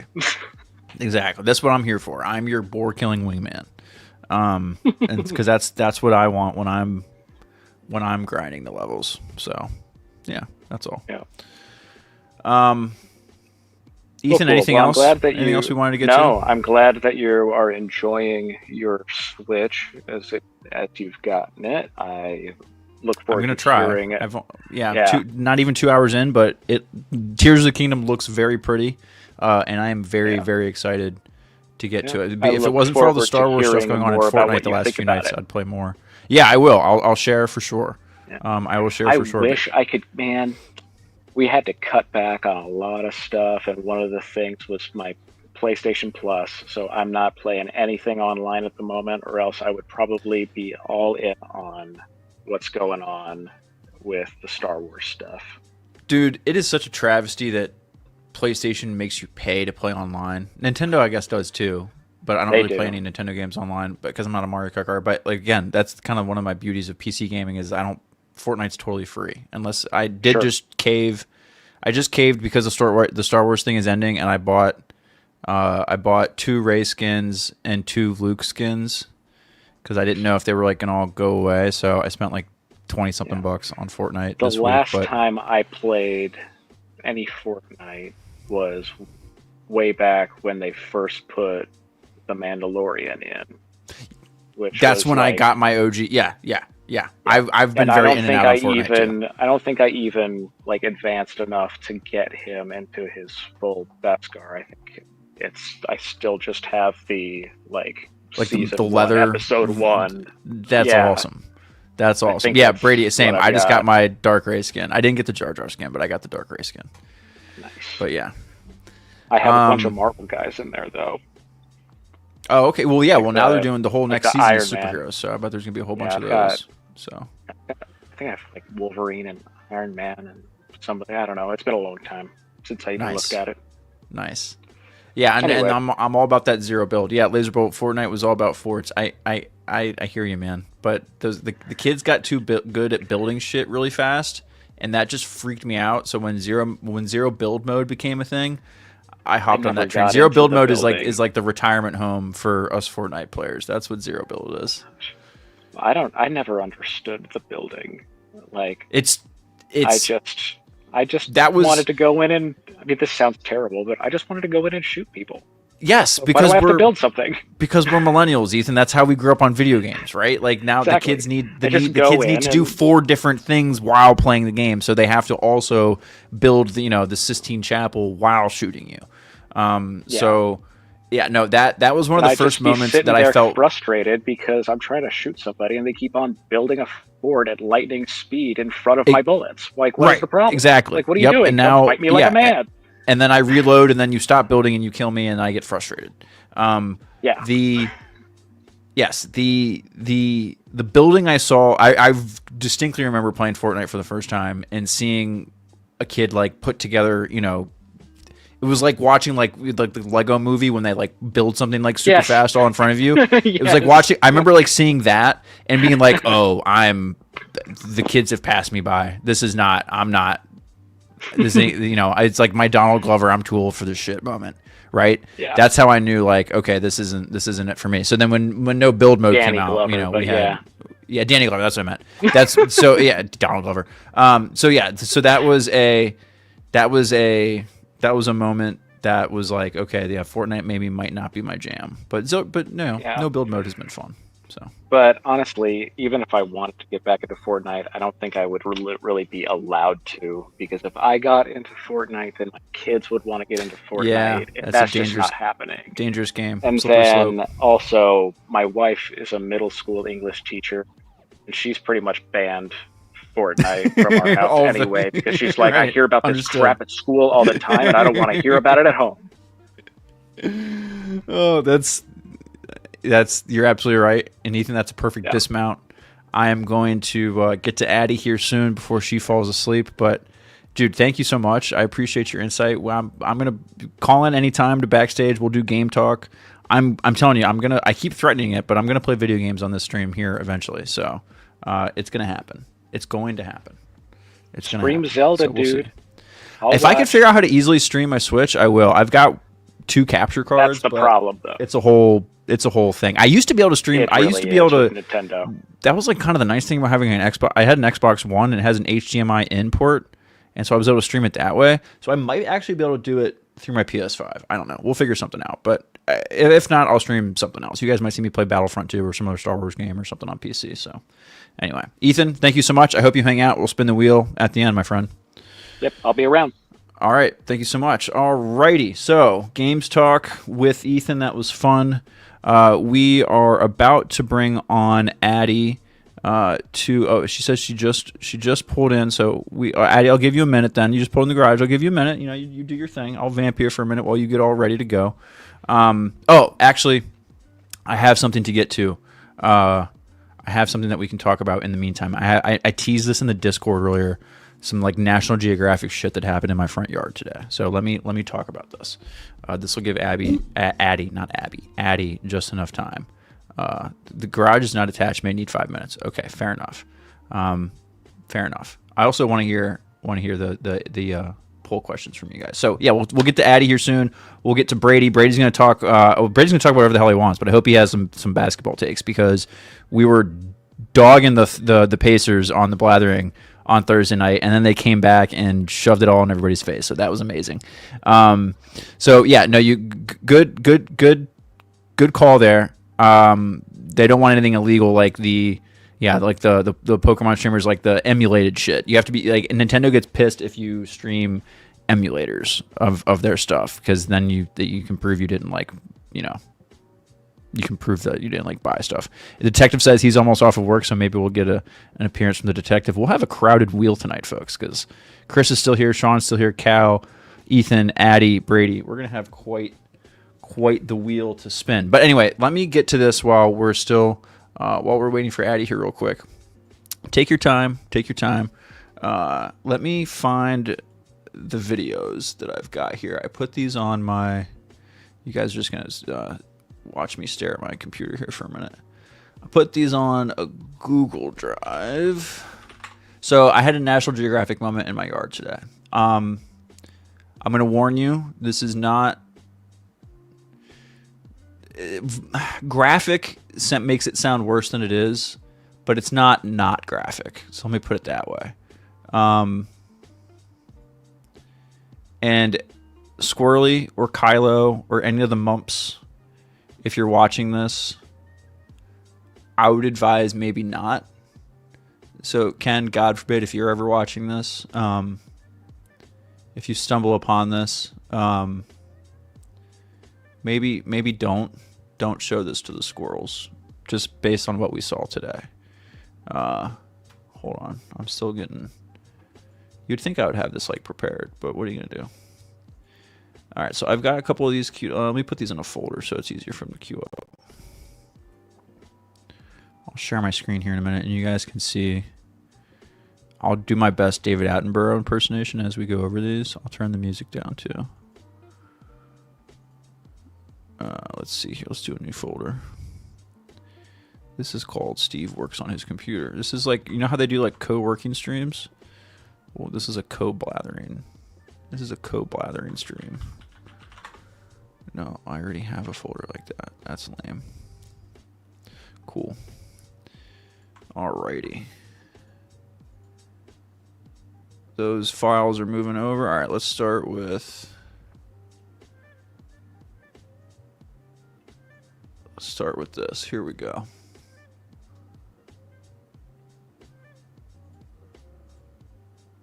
I know this is riveting stuff, folks. I promise.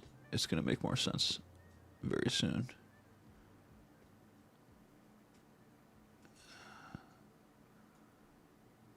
Okay, here we go. Let's change the screen to the top. Transition. Ha! There we go. And you can still see me. Folks, this is a turkey vulture. I saw something very wild happen in my front yard today. A squirrel, unfortunately, was met his demise on the sidewalk right outside of the front of my house. And for whatever reason, the turkey vulture decided not to take the squirrel off to wherever he wanted to. He decided it would be a good idea to just bury into the squirrel right in between me and my neighbor's yard. Dogs are freaking out. Things are happening. So I'm going to do my best David Attenborough as we kind of go through this. This is all original footage.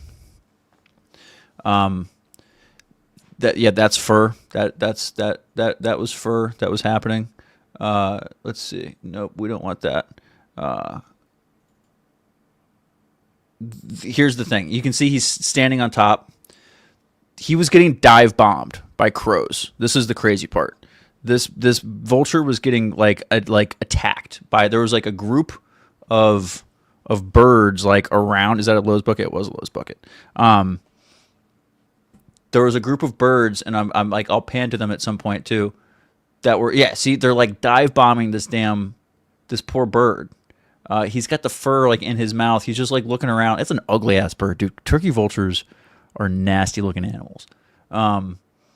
But he like didn't know what to do. He was awestruck. He didn't know what to do. There were all these other birds like freaking out.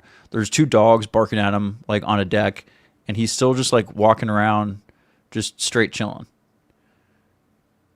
unfazed. It was a pretty big squirrel too. It wasn't a little guy. We're talking a pretty big squirrel. But once one of these videos, you can see. Let me see if it's maybe this next one. The crows were like dive bombing this guy. Like he was getting attacked. Oh yeah, this is where he's, yeah. I mean, this is where it gets icky. But these crows, I don't know if they're sticking up for the squirrel. I don't know if maybe they knew this squirrel or thought he was important to them.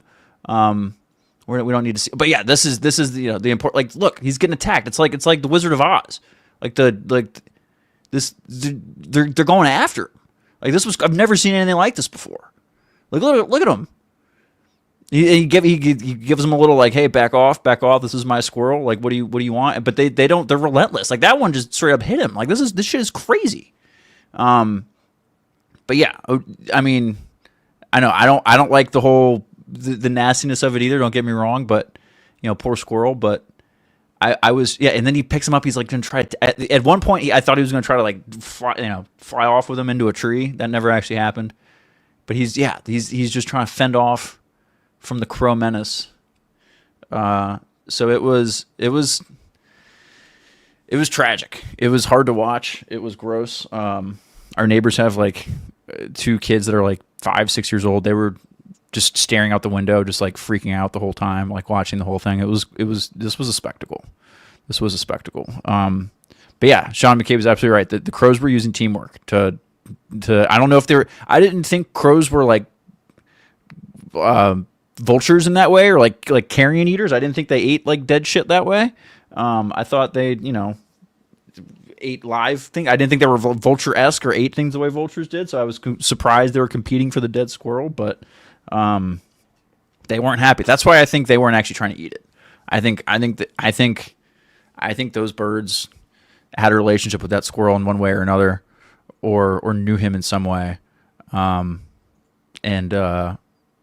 I think they were sticking up for his honor. So, yeah. Don't tell Ken. We're not going to tell Ken about that one. It's just that's between us. We'll keep this one between us. We don't need Squirrely to know about that. He might think differently of us, but I saw that happening in my front yard. It felt like the right journalistic thing to do to record that and share it with the world. So I'm sorry if that was violent for anybody. But anyway, it's time for the Swift Report. Addie, if you are ready, I would love to bring you on here to talk about Taylor Swift things. Would you like the camera so that do you have any show and tell elements here, any visual things for us today? No? Okay, well, I'm going to bring you on anyways because I've been hanging out here all by myself, and you have your camera on anyway, so you'll be here, and we'll bring Cal on later too. He has his camera on. So we're going to talk Swift Report. Addie's going to tell me whether or not I got by the internet, and if there's any other news to share, and then Addie will tell us about her poll question answer, and if Addie has any other questions, because that is the theme of the night. The theme of the night is questions, and how questions are fuses that lead to fun creativity and entertainment and action. So without further ado, that's quite the entrance.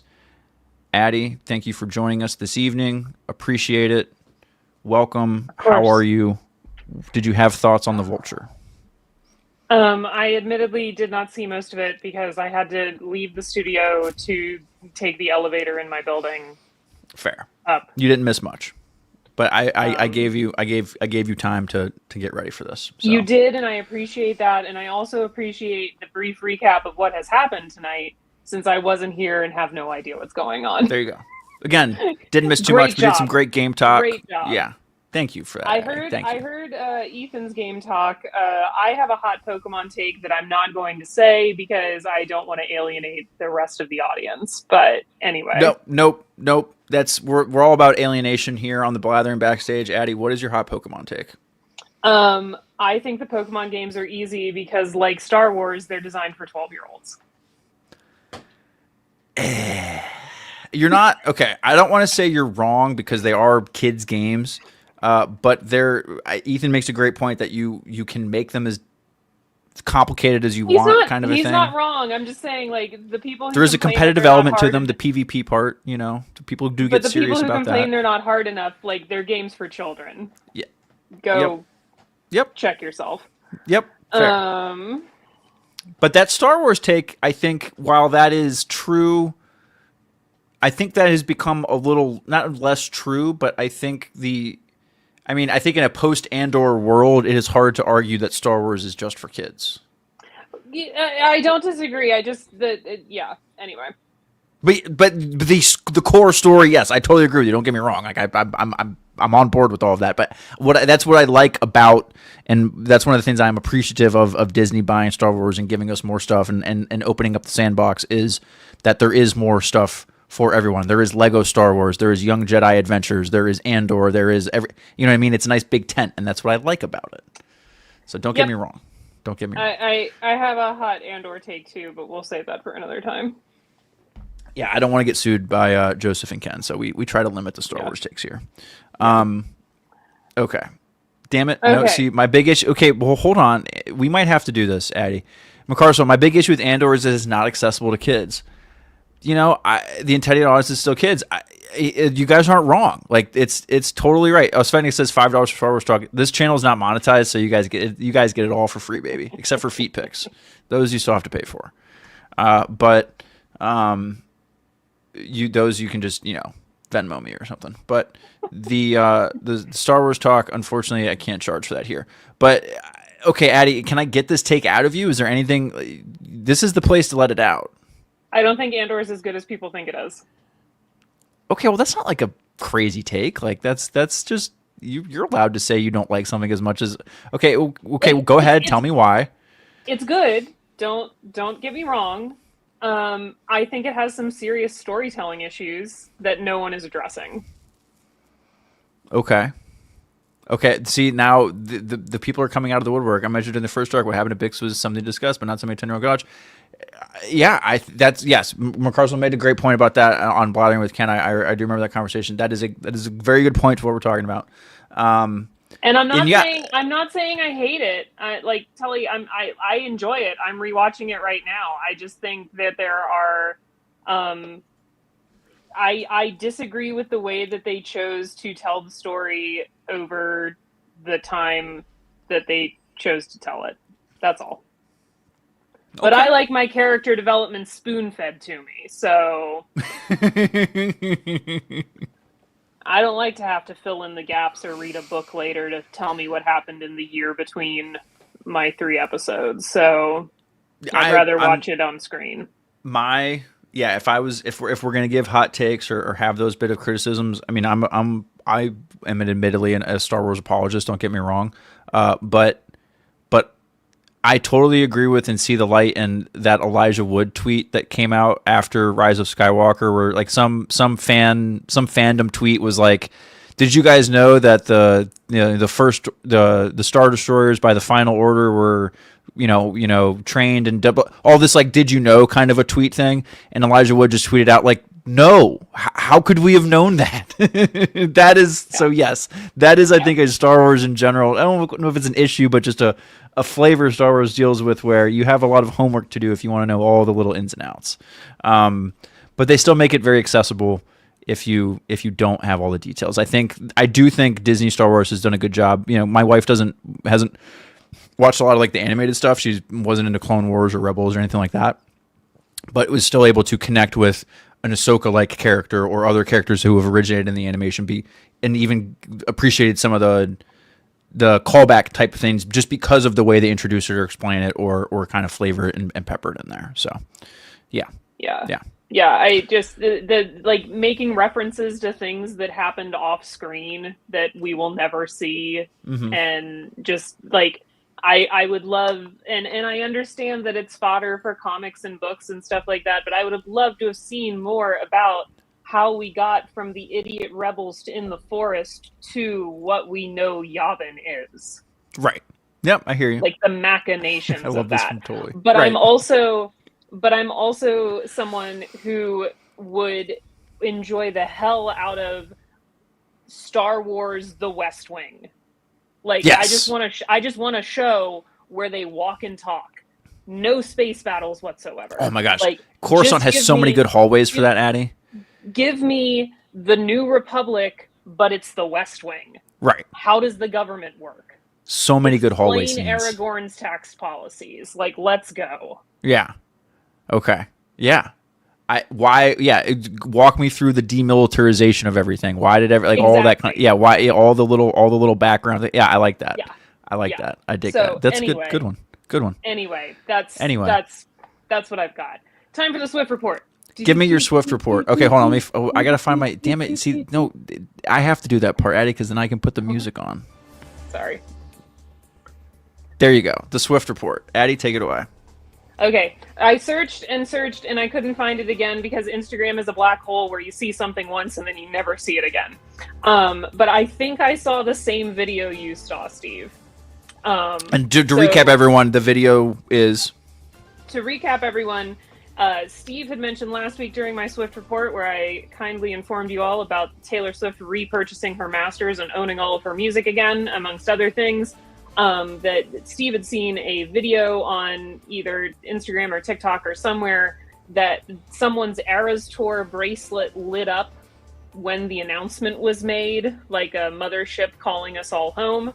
And I had not heard anything about that, so I went on a lookout for it. And sure enough, because my phone is listening to me while we have this conversation, I'm pretty sure like the next day I saw that reel on Instagram. And unfortunately, I did not save it or even like it because I can't find it. Fun fact, you can look at all the posts you've ever liked on Instagram. That is a setting. So I believe what you saw, Steve. So I mentioned last week when I left the stadium, and for a few days afterwards, my bracelet did continue to pulse light. Until the batteries died. There were ways that you could prevent that from happening. Mainly, all of them had one of those like pull tab things for the battery in them to activate them. Right. If you saved yours or you had something else like that and you stuck it back in, obviously the battery wouldn't die. But it did pulse, like I think a bluish color until the batteries went out once the show was over. I think what we saw, because that's what it was doing in the video that I saw, I think what we saw was someone's video of their bracelet still going off from months or even years ago, repurposed for the events of last week, where we thought there was some announcement coming. So this wasn't Darth Taylor activating the clones in Order 66 as JMB was hopeful for, and myself. As far as I can tell, no, it was not. So you haven't suddenly gotten an urge to like maim some specific country star or pop girl or anything like that. Just to be clear, the Swifties haven't been like activated in some diabolical way or anything yet. Okay. No, we're not gonna take down. Anyone yet.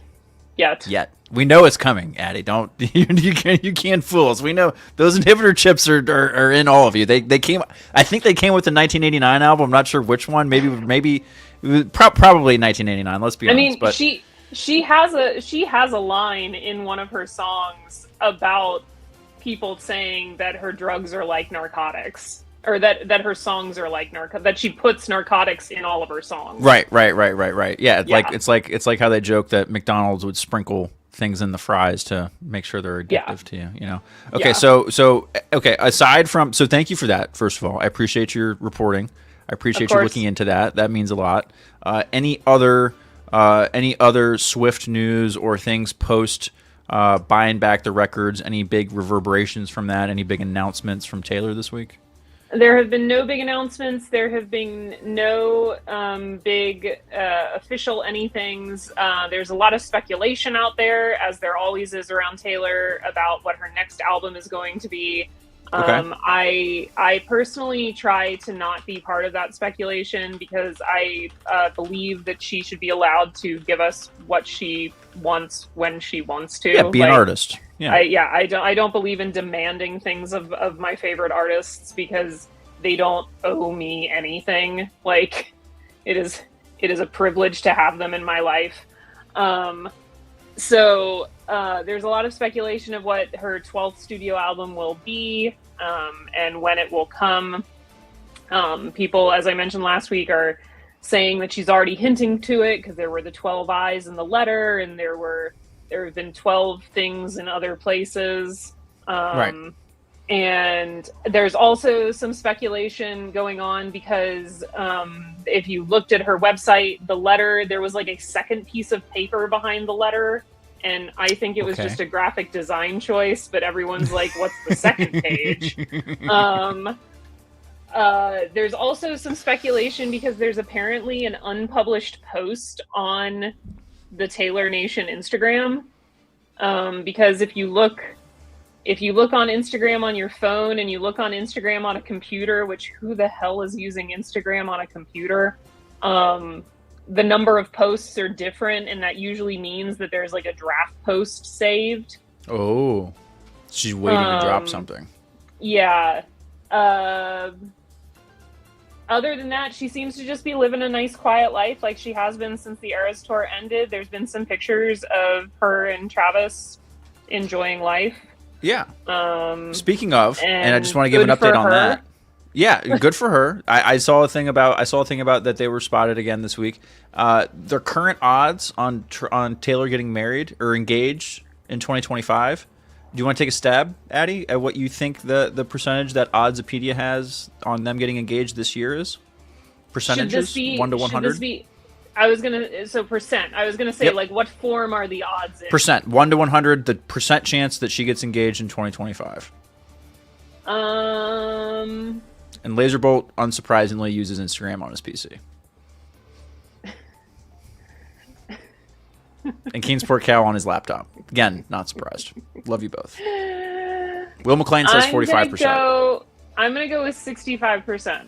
65%? Yeah. And you're a Swiftie, so you think it's gonna happen. I had to pick a multiple of 13, Steve. Christ. Okay, is 39 And a multiple of was 13? 39 is a multiple of 13. Well, 39% is the current odds for Taylor Swift to be engaged in 2025, according to Oddsopedia. For those of you who in the audience who aren't aware, 13 is Taylor Swift's favorite number. It's also the date of her birth. So 13s are very big in Swiftie country. So that was why it had to be a multiple of 13. Got it. Well, there you go. There you go. So if you had to say yes or no, does she get engaged before the end of the year? What would you say? What's your instinct? I just want her to be happy. That's not playing the game, Addie. I know you want her to be happy, but is it going to happen? Yes or no? If you had to bet on it, does she get engaged? Does Travis stop being a bum and pop the question before the end of the year, or do you think he waits till he retires? I think he could pop the question before the end of the year, but they don't get married until he retires. Oh yeah, totally. No. Yeah. But maybe the engagement is the promise to actually retire, kind of thing. You know? Yeah. He'll do the There's opposite. also Brady. been speculation that they're already engaged, and they just haven't announced it. Dude, she would be wearing that ring, the absolute boulder on her hand, the moment she had the opportunity to. Are you kidding me? She would want to show that thing off so much. They really there were quite a few people in the community that wanted her to get engaged during the Eras Tour and announce it during the song Love Story. That's too cliche. That's too because much. She famously changed the lyrics of songs when Travis was there. Okay. So her closing song, I do remember some talk about that. That's fair. Her closing song on the Eras Tour was Karma, and Karma has a line about her ex Joe Alwyn in it. Which is Karma is the guy on the screen coming straight home to me, and when Travis was in the audience, she would change it to Karma is the guy on the Chiefs coming straight home to me. Very nice. Very nice. So people wanted her to do It's a Love Story and Baby I Said Yes to announce her engagement. Right. That seems a little on the nose, though, doesn't it? Isn't that too on the nose for her? It is. You know, it's a little cliche, but okay. Well, one more question. I would absolutely love, to Tully's point, I would absolutely love her to just pull who was it recently who just announced they were married. There was no big fuss. Oh yeah. They just said they were married. Yeah, we're married. Was it Haley Steinfeld? No, I think they may have announced they were engaged. I don't know if they got married, but I know they were engaged during the football season because I think he was getting asked about that. Oh yeah, we got married 6 months ago.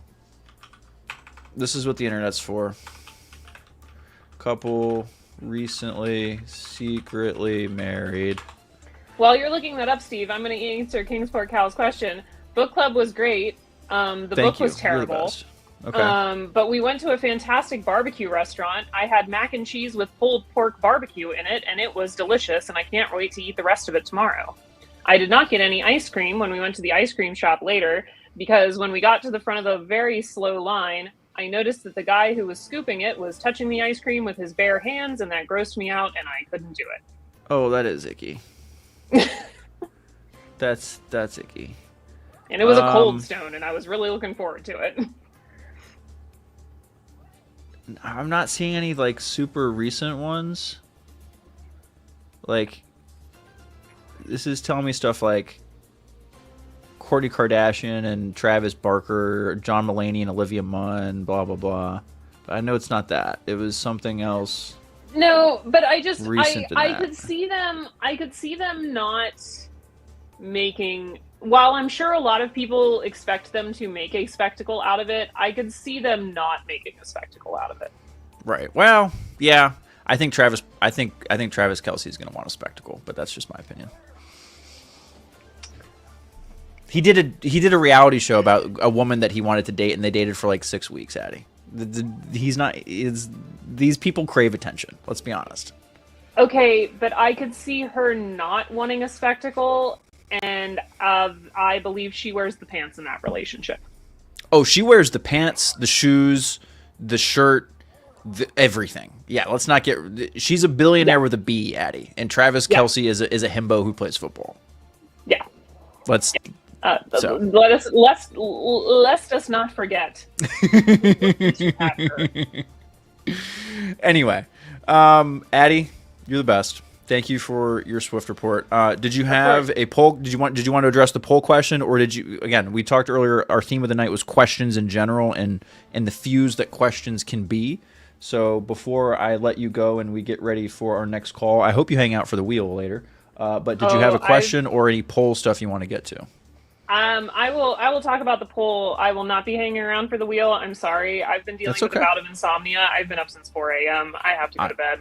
I hope you have a good rest. Thank you. I voted in the poll. I don't know how the poll turned out because it's not on there anymore. That I can see on my phone at least. I don't know how to make it reappear, but I can tell you it's at 62%. 62% teens, 19% 20s, 12% 30s, 6% 40s. So the theme of the night is things only get better with age. Yeah, and I voted for teens because, as I said, based on what I know about this audience, none of us peaked in our teens. So like that isn't how this went. Like we aren't the people who peaked in high school and it's all been downhill since then. Yeah, I definitely didn't peak in high school, but I enjoyed myself. Yeah, no, my teens were rough. It just wasn't fun. Yeah. I have to admit that like it hasn't really been it's not fun to be the smartest kid in the class. It's not fun to be the new kid when you're starting at different schools a lot. Did that all the time. I hear you. It's not fun to be the weird kid. It's not fun to be the different kid. It's not fun because it's not fun to be made fun of all the time. Yep. So, and it's not fun to be told that you are something you shouldn't be, and that you need to change who you are to be more accepted by your peers. So, but as I have aged, I have come more to, I'm not going to say come to terms with, I have become content with who I am and what I am and the things that I love and the things that I am. And so with age, it only gets better with age because my life has only gotten better with age because things are better. Like people still make fun of me. Don't get me wrong. You guys make fun of me on a regular basis on the Blathering, but only because you're a good sport. I try not to take it as personally. Because it's not personal. It's no, of course. Because as a teenager, it was a bunch of people that really wanted to like me, right? Who obviously didn't. Right. And we wouldn't make fun of you if we didn't like you, Addie. That's the difference with maturity. Exactly. Totally gets it. It's with love. He totally understands. Yeah. So I think there's a good understanding there, Addie, and I think you just reinforced the idea here that we have we mature and we get better with age, and we not get better with age. I think we just appreciate our experiences more with age and how things go on, and you get better perspective. For me, I didn't really understand empathy until I was like 25, and then things like clicked for me at least. So yeah, and I mean there's a maturity aspect to it. Like none of us, we think we know everything at 16. But and then you think you know everything at 20, and then you think you know everything at 22, and you're like, oh man, me as an 18-year-old was such a jackass. And then at 26, you're like, oh man, my 22-year-old self was such a jackass. You think that you're like, you think you're invincible. You think you're such a grown up. Like, oh my gosh, you think like, 16-year-old me thought she was such a and like, admittedly in a lot of ways she was, but like. I've been an old lady for a very long time. I'm noticing a trend with Ken's audience here and this whole community. We're a bunch of young people in old souls and old young bodies and old souls and everything. And Ken would be very frustrated with that. He's like, "What? He'd be the one yelling at us, like, no, go outside, people." I went outside. I had mac and cheese and pulled pork, and it was delicious. No, so I feed the squirrels. Yeah, what's wrong? Feed the squirrels. I had a squirrel hiss at me this morning. I'm sorry, that was a really bad segue. But I had a squirrel in a tree hiss at me this morning. I didn't know squirrels could hiss. I didn't either. I thought they just I thought it squeaked. was a bird, and then I looked up and it was a squirrel.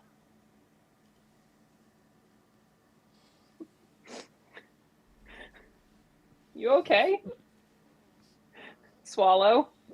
No, I'm good. The foam came up, and I had to save it from making a giant mess in my room. No, I'm fine. I just didn't want to make a mess. Yeah, I don't know if this squirrel thought I was going to somehow attack it 6 feet above my head in a tree, but yeah, watch out for rabies. That's scary. I got in my car very quickly. I had an early morning campus run, so it was a campus squirrel. Oh, those campus squirrels, they've seen some shit. Those campus squirrels are savage. You can always tell a campus squirrel because they're not skittish. Right, exactly. Yeah, they're not gonna they're gonna stand their ground and be like, come at me, bro. Like, what do you, I got claws, I got teeth, like, you don't want this smoke. Yeah. So I had to go to campus early to babysit Sir Kristen Cole, and got hissed at by a squirrel. Hold on. Okay. You can't just say that and not give us any context, Eddie. Oh, I'm sorry. What show did I change? What did I share this on? I don't My remember. $80,000 instrument's name is Sir Kristen Cole. Oh, okay. I don't remember. Maybe I just didn't remember that part. I was probably 4 beers in by that point. I don't remember you. You shared here that you broke an $80,000 instrument. And yes, that it was... and now I can't remember which show I talked about that I named it Sir Kristen Cole. That I don't remember. Might have been in Any Time. Maybe. No, I think it was that Casterly Talk live stream they did. I've always named the robots after Game of Thrones characters. This goes back to when I was in grad school. So when I was in grad school, Game of Thrones was very big. I named my very reliable instrument Aria because it always did what I wanted it to do. That's adorable. And I named the one that I constantly wanted to metaphorically kick in the nuts. Joffrey. So now my new instrument was it's now House of the Dragon, so I decided to name it after a House of the Dragon character, and it is very, very pretty. but I constantly want to punch it in the face, so I named it Sir Kristen Cole. That fits. Yeah, and I'm right with JMB. I remember talking about the breaking of the instrument. We even did a diagram. It's because I did it. We drew it out. Remember, Addie? Yes. But we didn't name it. I brought up the naming on Casterly Talk. I apologize. That was not this audience. That's okay. That's okay. But yeah, I had to go babysit Sir Kristen Cole. I love that. That's a great line. And he, and I got hissed at by a squirrel. So anyway. Were any named Ramsey? None of them were named Ramsey because I named them in like 2012. Okay. So that would have been like season 2 of Game of Thrones. Right. Because honestly, what I used to say, I've had to edit myself because what I used to say was my reliable one was named Arya and the one I wanted to throw out the window was named Joffrey. And now people think I should have named that one Tommen. Right, exactly. Hey, bah. So Addie, that is a hell of a dismount. Yeah. Thank you so much again for your Swift report. I'm always grateful for your time. Thank you for getting in here at the end of a long day, and I hope you rest well. We're not going to keep you up. We'll miss you on the wheel, but I know you'll probably go back and watch the fun at some point. We've got Brady, and then we got the detective, and then it's wheel time. No, we have Brady, the detective, and Cal. Okay, I'm sorry. If it was like one more, I was going to try, but listen. I If you're still watching, when we go to the wheel, call back in if you want. If not, I hope you have a fantastic evening. Okay, thanks, guys. Addie, thank you again for your Swift report. We love having you here. Addie is the best. Thank you. We're at the 2 hour and 11 mark. Damn it, you guys. We're going to get awfully close to 3 hours tonight. I don't know. We'll see. I keep telling myself we're not going to go that long because we have to have some kind of order here, but we're going to see. We've got a lot of calls lined up still. You guys are the best. Thank you all for coming to hang out. Thank you for spending your Saturday evening with me. Addie, thank you again for your Swift report, your due diligence, your reporting. We are all about good reporting here on Blathering Backstage and facts and none of that fake news shit. And so if I got by the internet, I want to know about it, and I'll be the first person to tell you that it happened and admit it. Okay? But anyway, yes, JMB chaos. It is what we have. It's what we have here is chaos. And I did my monologue on fuses and questions earlier, and I've loved the questions that we've gotten tonight. We've had some fun conversations we weren't expecting. Ethan brought the fire with video games. Sean brought in the history talk. It's been good. I mean, Chris had some good thoughts on aging. Chris was our first call and really set us up on the whole, hey, shit just gets better as you get older. So let's just keep on with that theme. So I love to hear it. So what we're going to do next here is, Brady, I want to talk basketball if you're ready. I want to hear about your thoughts on that crazy comeback last night. And then I think you're barely in your 20s, so I can't imagine that your poll answer is too complicated, but I do want to hear you out on that. And if you have any other questions, please bring them to the table. But without further ado, Brady, if you are here, your mic is hot. How are you doing? And holy shit, those Pacers. Wow. What a game that no one watched. Right? Because we're like, oh, well, this is over. The Thunder are going to dog walk these guys through the whole series. And then they did the thing they've been doing for the whole friggin' playoffs. Yeah. What did I say? Like, they keep it within 15. There's a good chance they come back. And that's exactly what happened. Yeah. That's exactly what happened. So what was it? It was 15 points with what, like 11 minutes or something left? Like, it was the fourth quarter, wasn't it? Yeah, it was 15 points with 8 minutes to go. Oof. Which was exactly where it was off a fast break too. So it was like in the fourth quarter, you think, okay, this is where it goes off the rails. They're gonna go another 10-row run, and they're sending the bench in. Yeah. But yeah, no, this happened every game, every series in the playoffs with the Pacers. They just come back, and like I think they have 5 different comebacks with over 12 points. Yes. Yep. And I think it's a playoff record at this point. Yeah. It's wild. This team doesn't die. I think we talked about this on Discord. This team does not die. It doesn't make any sense because I can't, like, they're like sneaky deep in a weird way. Like, I think Yeah. Pascal Siakam has been way under the radar as far as like how valuable he is, considering Tyrese Halliburton's getting all the love. That's a champion. That's a dude that knows how to make big shots and make big plays in the finals and stuff like that. And that gets overlooked because that shit matters in this sport. Yeah, I mean, people forget that in that 2019 run, Pascal Siakam was like the number 2 behind Kawhi Leonard. I know Kawhi gets like all the credit, of course he does, hitting that insane shot in 20 against the Sixers. I'm just vamping right now, and just Sorry, I was muted. No, you vamped great. I had to grab something.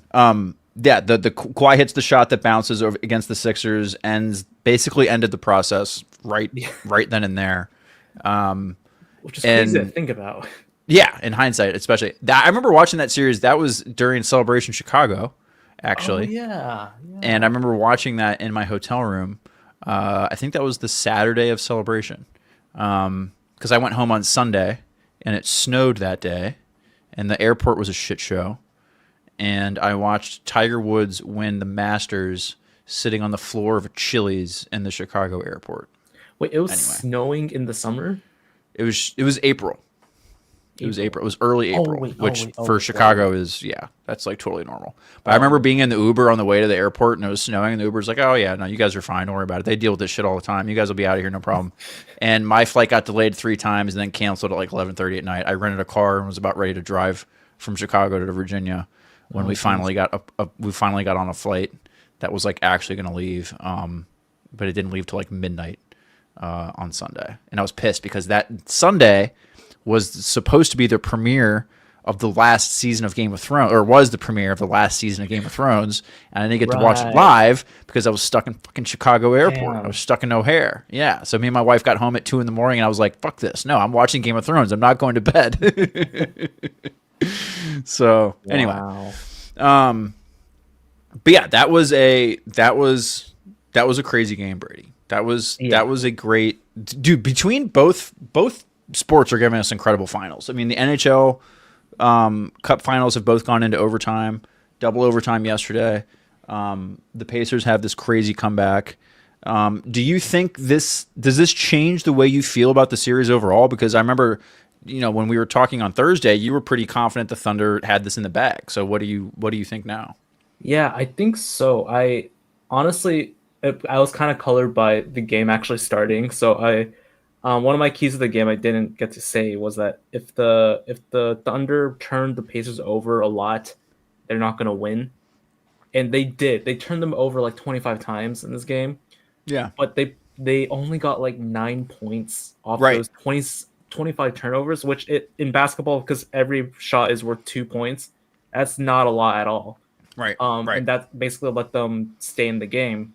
Yeah. And which is huge because you have to have, in basketball, you have to have momentum off of turnovers. You have to be scoring points off of turnovers because, especially when you're this deep in the playoffs and teams are good, you're going to trade a lot of possessions.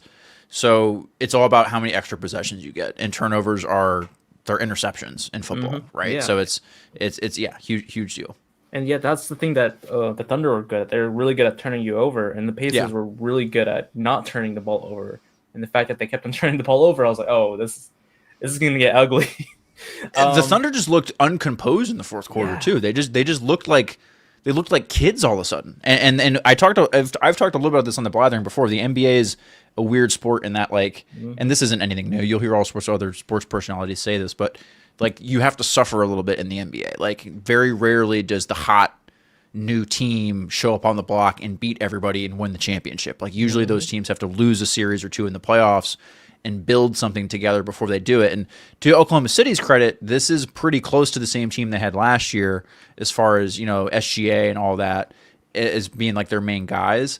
And so they do have a little bit of that experience, but even they're still ahead of schedule. So I think a little bit of that immaturity showed up. It's easy to say in hindsight. But I think a little bit of that immaturity showed up in the fourth quarter.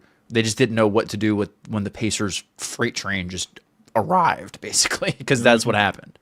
Yeah, I mean, looking at history, like almost all of the finals winners had to win a conference finals like a couple years in a row, Right. or just Or a couple get there years at least. beforehand. Yeah. Yeah, and the OKC Thunder, they didn't even get to the finals until this year, so they're just Right. still a little Right. bit raw. Yeah. And just to get back to like the Thunder prediction, like I was before the game started, I was always like a Thunder in 6, Thunder in 7 kind of person. So I was okay. so I was like I was hedging a bit with the Pacers because like the Pacers have devil magic. I mean, with the game one,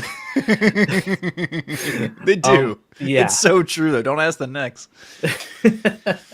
Yeah, and the fact that they went down like I think 10 in the first quarter, I was like, oh, maybe I was wrong. Yeah. So I was like, okay, maybe Thunder in 5. But yeah, them winning it's game 1. Stealing game 1 is huge. Yep. Like it's really hard to win 4 games in a row in basketball. Especially against like this Pacers team, which they're just super fast. That they're gonna score. They're gonna have the ball in their hands more just because they're just so fast. Yeah. And they're gonna get their game. And I think it's more likely that honestly, I think I'm going back to my original prediction: Thunder in 6, Thunder in 7. Unless the Pacers steal another one, then maybe. Right. Yeah. No, I think if the Thunder go down 0-2 going back to Indiana, that's not going to be fun. I think the fact that the Pacers stole home court advantage in game 1, I think the Pacers are going to have a much better home court advantage in general. I know Thunder fans love the Thunder, but the Pacers are one of those kind of like dormant, really big, strong franchises. And so the fact that they're in the finals, I think that place is going to go absolutely friggin' bonkers, especially if they're up 2-0. So if you're the Thunder, you need to win game 2 to stay in this and to give yourself a chance at winning in 6 or 7. I think you're right. If I was putting money on it right now, I actually haven't bet on this series, surprisingly. But if I was putting money on it right now, I still might put it on the Thunder. But honestly, that's just because the price that I would be getting on it is better than the price I would have got on it before game 1 since they lost game 1, which is famously how I won a shit ton of money on the 2013 or the 2012 finals, the first Heat, the first Heat finals that they beat against the Thunder. The Thunder won game 1, and the Heat were then all of a sudden plus 400 to win that series. And, really? Yeah, producer Steve, as a college kid, won a shit ton of beer money that week. Let's just say that. Nice. Getting the Heat at plus 400 or whatever the fuck it was to win the series after game 1. So yeah, that was crazy. Anyway, yeah, no, I think I agree with you that the Thunder are I'd probably still pick them if I had to, but the Pacers proved they could steal a game on the road, down big. I just don't know how sustainable that is over 7 games. I think at some point they're going to run out of gas. The Thunder just have to not die at the end of games the way they did in game 1. Like they did the thing where they made it offense look really hard, and that's always a very scary sign. You know, if for everyone but SGA to be able to score is if that's a struggle, they're going to be in trouble. But it's super exciting to see 2 young teams like this like be ready to go. Like the fact that we have 2 just like SGA and Tyrese Halliburton are going to become superstars because of this series, and that's awesome. Yeah, and you just basically the. I barely remember Reggie Miller playing for the Pacers. He retired in what, 2006? No, Reggie 2006. I think Reggie Miller retired pretty late. Yeah. Really? Yeah. I thought he retired way before that. 2005. You weren't that far off. 2005. Yeah, that's when I got into basketball. 2005. Like Yao Ming, basically. I think they played against the Pacers. I saw that live. Yeah, they lost to the Pistons in the Eastern Conference semifinals. So that actually was probably was that the year that the Pacers beat the Lakers? Brady, was that the Rip Hamilton, Chauncey Billups, Ben Wallace team? Oh, 2004. I mean, it was that team, but I don't know if that was the year they won the title. I think it was actually 2004. 2005, they lost to the Spurs. Yeah, because the Heat won in 2004. The Heat won. No, 2006. 2006. Yeah, that sounds right. That's wild. I would have, if you had asked me before that, I would have told you that Reggie Miller retired in like 2002. It does feel that way. I think his last shot was the 2000 finals, but they never led that entire series, which is insane to think about. Right. Yep, and I think in finals history, like the Pacers have led like 0.3 seconds, which was game one of which was the last game one.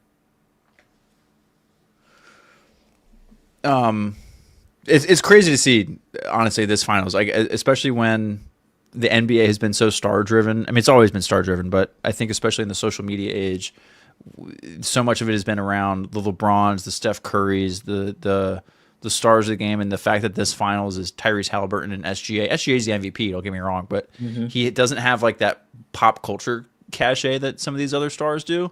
You know what I mean? Yeah, so it'll be interesting to see if that comes out more. You know, I think I can definitely see Tyrese Halliburton getting the star power. I feel like SGA is kind of like the basketball nerds star. Yeah. Only like nerds like really like him, and I think it's because he keeps to himself. He's Canadian, you know. He's not super, you know, loud and abrasive. Basically, he's just like he gets his, and you know, before you know, he's like Kawhi. Yeah, not quite as quiet, but he kind of reminds me of Kawhi. He does have that kind of energy. He just like he plays, you know, and then before you know, he drops 35 and he got 7 rebounds and 6 assists. It's just Brady, what'd you have for dinner? I didn't eat dinner. You didn't eat dinner? It's I like just woke it's like up 8 from a o'clock nap. where you are, isn't it? Yeah, I had a good lunch, but I woke up from a nap, and it's one of those naps where it's like I'll sleep for an hour, and I was sleeping for like 3 hours. So ooh, yeah, that's a tough nap. Yeah, that's the you feel groggy as shit for a while, and then you'll have a bowl of cereal at like 10 o'clock later, probably, or something like that to feel better. Yeah. All right. Well, Brady, I appreciate. Did you have any other NBA thoughts you wanted to fire off, or are you good? I was trying to get this out of my head. I just kept Please, forgetting. this is the place to do it.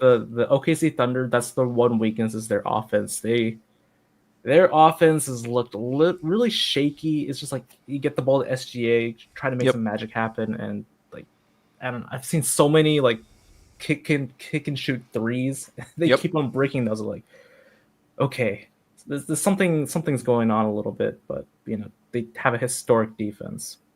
In the same way that you can, when you're watching football, you see a team that just like literally cannot run the ball or just like can't move. Like they're trying so friggin' hard to score. The Thunder are doing a lot of that on offense in a basketball sense. Like they have to try so damn hard to score. And then when the Pacers just kind of make it easy on a fast break or something, it kills your rhythm. It kills your confidence. Like, yeah, so you're totally right there. If there's a hesitancy to like, if you can't get your points easier, if you can't like feel like you have a go-to bucket that isn't just SGA just bullying everybody else, they're gonna have a hard time. So I think game 2 is gonna be really interesting to see kind of how they come out of the gate. But if we've learned anything about Pacers games the last 4 weeks, it's you don't have to fucking watch until halfway through the third quarter. So the Pacers are the funnest team in basketball. They are. That's true. Yeah, 100%. It's the farmhouse finals, but you know what? Sometimes you build a baseball field in a cornfield, and that draws people in. You know, that's if it continues to be, if game 2 is anything like game 1, I think we will see a heightened interest. I think we're eating really good. Us sports fans are just eating super well right now. Between the NBA finals being entertaining, the NHL finals are incredible right now. We have some good stuff to look at, so I'm looking forward to it. Brady, I appreciate your insight. Thank you for calling in. I appreciate you bringing the heat on the NBA. I love talking basketball, especially because we don't have like a ton of basketball heads around here, but I think we're going to change some hearts and minds. We're going to bring some people in. And I think, Brady, we'll have some fun stuff that we can do in the off season, maybe, especially around that first week of July when free agency starts, because that's when the NBA gets juicy, folks. Like the games are one thing. The memes about Mark Cuban driving around Dallas and texting people about DeAndre Jordan, shit like that, that's when it gets fun. So we'll explain all that. We'll explain all that in the offseason. The draft is always a good time. The draft is important this year. Cooper Flag, blah, blah, blah, blah, blah. We'll do a basketball deep dive after this finals are over. But I definitely will, next Backstage stream, we'll see where we're at in this series, Brady, and we'll get an update. Sound good? Sounds good, yeah. All right, man. Well, if you want to stick around, please hang out. We'll do the wheel here soon. I'm going to get to the detective, and we're going to get to Cal, and then we're going to spin the wheel, all right? All right. See you then. All right, buddy. Thank you so much. All right, Brady, as always, thank you so much. We love having Brady around to be my basketball friend.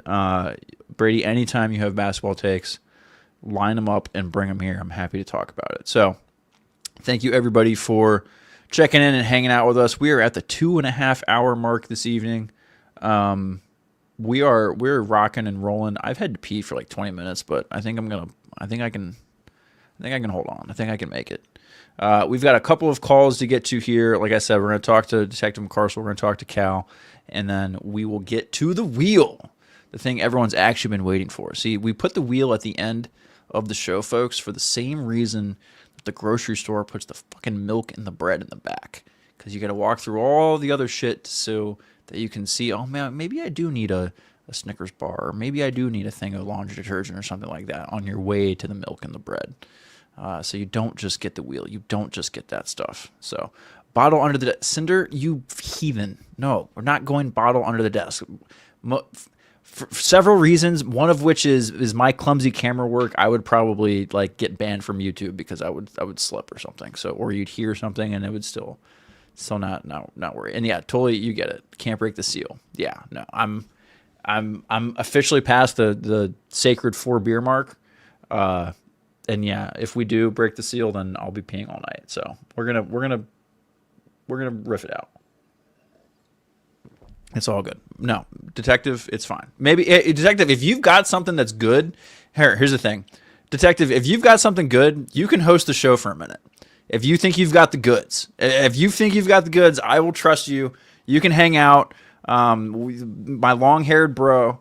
I will trust you, and so you can review either why you're enjoying your later years more than your younger years, or if you have some other question or take you wanted to come on with, that's what we'll go to. So my ex-girlfriend swore by not breaking the seal. It's a real thing, man. Like once you go backstage kidney damage, it's not that bad. Don't get me wrong, it's not that bad, but I have been here for 2.5 hours and beer runs through me like coffee sometimes. So, but I'm so glad we're having fun. I just want to say again, thank you to everyone who's hanging out. I was not sure what kind of turnout we were going to get for tonight, and you guys have been here hanging out. I love filling in on the nights that Kent doesn't have a stream, because it kind of is like almost like a built-in little bit of an audience. You know, we're hoping that we'd have a Blathering, so I hope the Backstage fills that hole in your Saturday evening. Man, that giggity, that could have gotten a lot worse, but I hope it. I hope you guys are enjoying the time. I love hanging out with you guys. This is so much fun for me. I look forward to these streams all day. It doesn't look like it. You can't tell because I'm not good at this, but I do put some prep into these things as far as like ideas and structure and what we're gonna do. And I'm trying to add some more bells and whistles to this kind of stuff. I find I have so many ideas, but I just don't have as much time as I want to like put into them. But I want to keep having the streams, so it's like a balance of like keep doing stuff versus taking the time to like develop new things. So that's kind of why I'm using the Backstage to like develop on the fly in a sense. So that's why everything's been a little bit different, but we're settling into a little bit of a structure here where we do the calls and then we do the wheel at the end. I definitely want to stick with that. But I want to keep like doing different stuff or trying new things. And once we hit the 2 hour mark on the Backstage, just know I'm not going to make as much sense as usual, because in radio especially, like I did 2 hour shows, and at the end of a 2 hour show we would be kind of running on fumes from what the hell is going on kind of thing. I don't remember anything I talked about an hour and a half ago. I'd have to think about it for a minute. I just kind of associate everything with whatever guest was on, right? So I remember Chris talking, I remember Sean talking, I remember all that kind of stuff. But as far as me in between here, folks, no, this is all I'm blacking out in between them. So, but that's okay. It doesn't matter. We're just yapping in between. But anyway, I'm going to bring on Detective McCarcel here if he's ready to go. I see him nodding his hair and his head. I shampooed, conditioned, and brushed today. I'm feeling pretty good about the locks today, folks. So I'm feeling very good. McCarcel, I would love to hear your routine as well. But yeah, I'm going to be honest. I'm going to go pee. So McCarcel, I'm going to bring you on. We're going to hang out. How are you doing? Thank you, sir, for joining. I hope work was good. Yeah, Yeah, it's kind of okay, but we're here now, right? We're here now. Yeah, or work at a rock climbing gym. There's scarcely a bad day. It's It's the so most cool. chill part-time job I've ever had in my life. So it is until a customer makes it bad, which is very rare. It's fine. It's fine. Nice. Our hair is like exactly the same length. I think so. Yours is a little more straight than mine, so like Probably. mine's got the little waviness on the side. Yeah.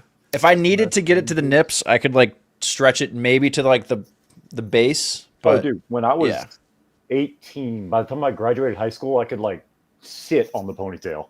Oh yeah, no, I've never had it that long. I've never had it that long. Though my wife would kill me if I had it that long. Usually, it's like bottom of the shoulder blades is like the limit for me.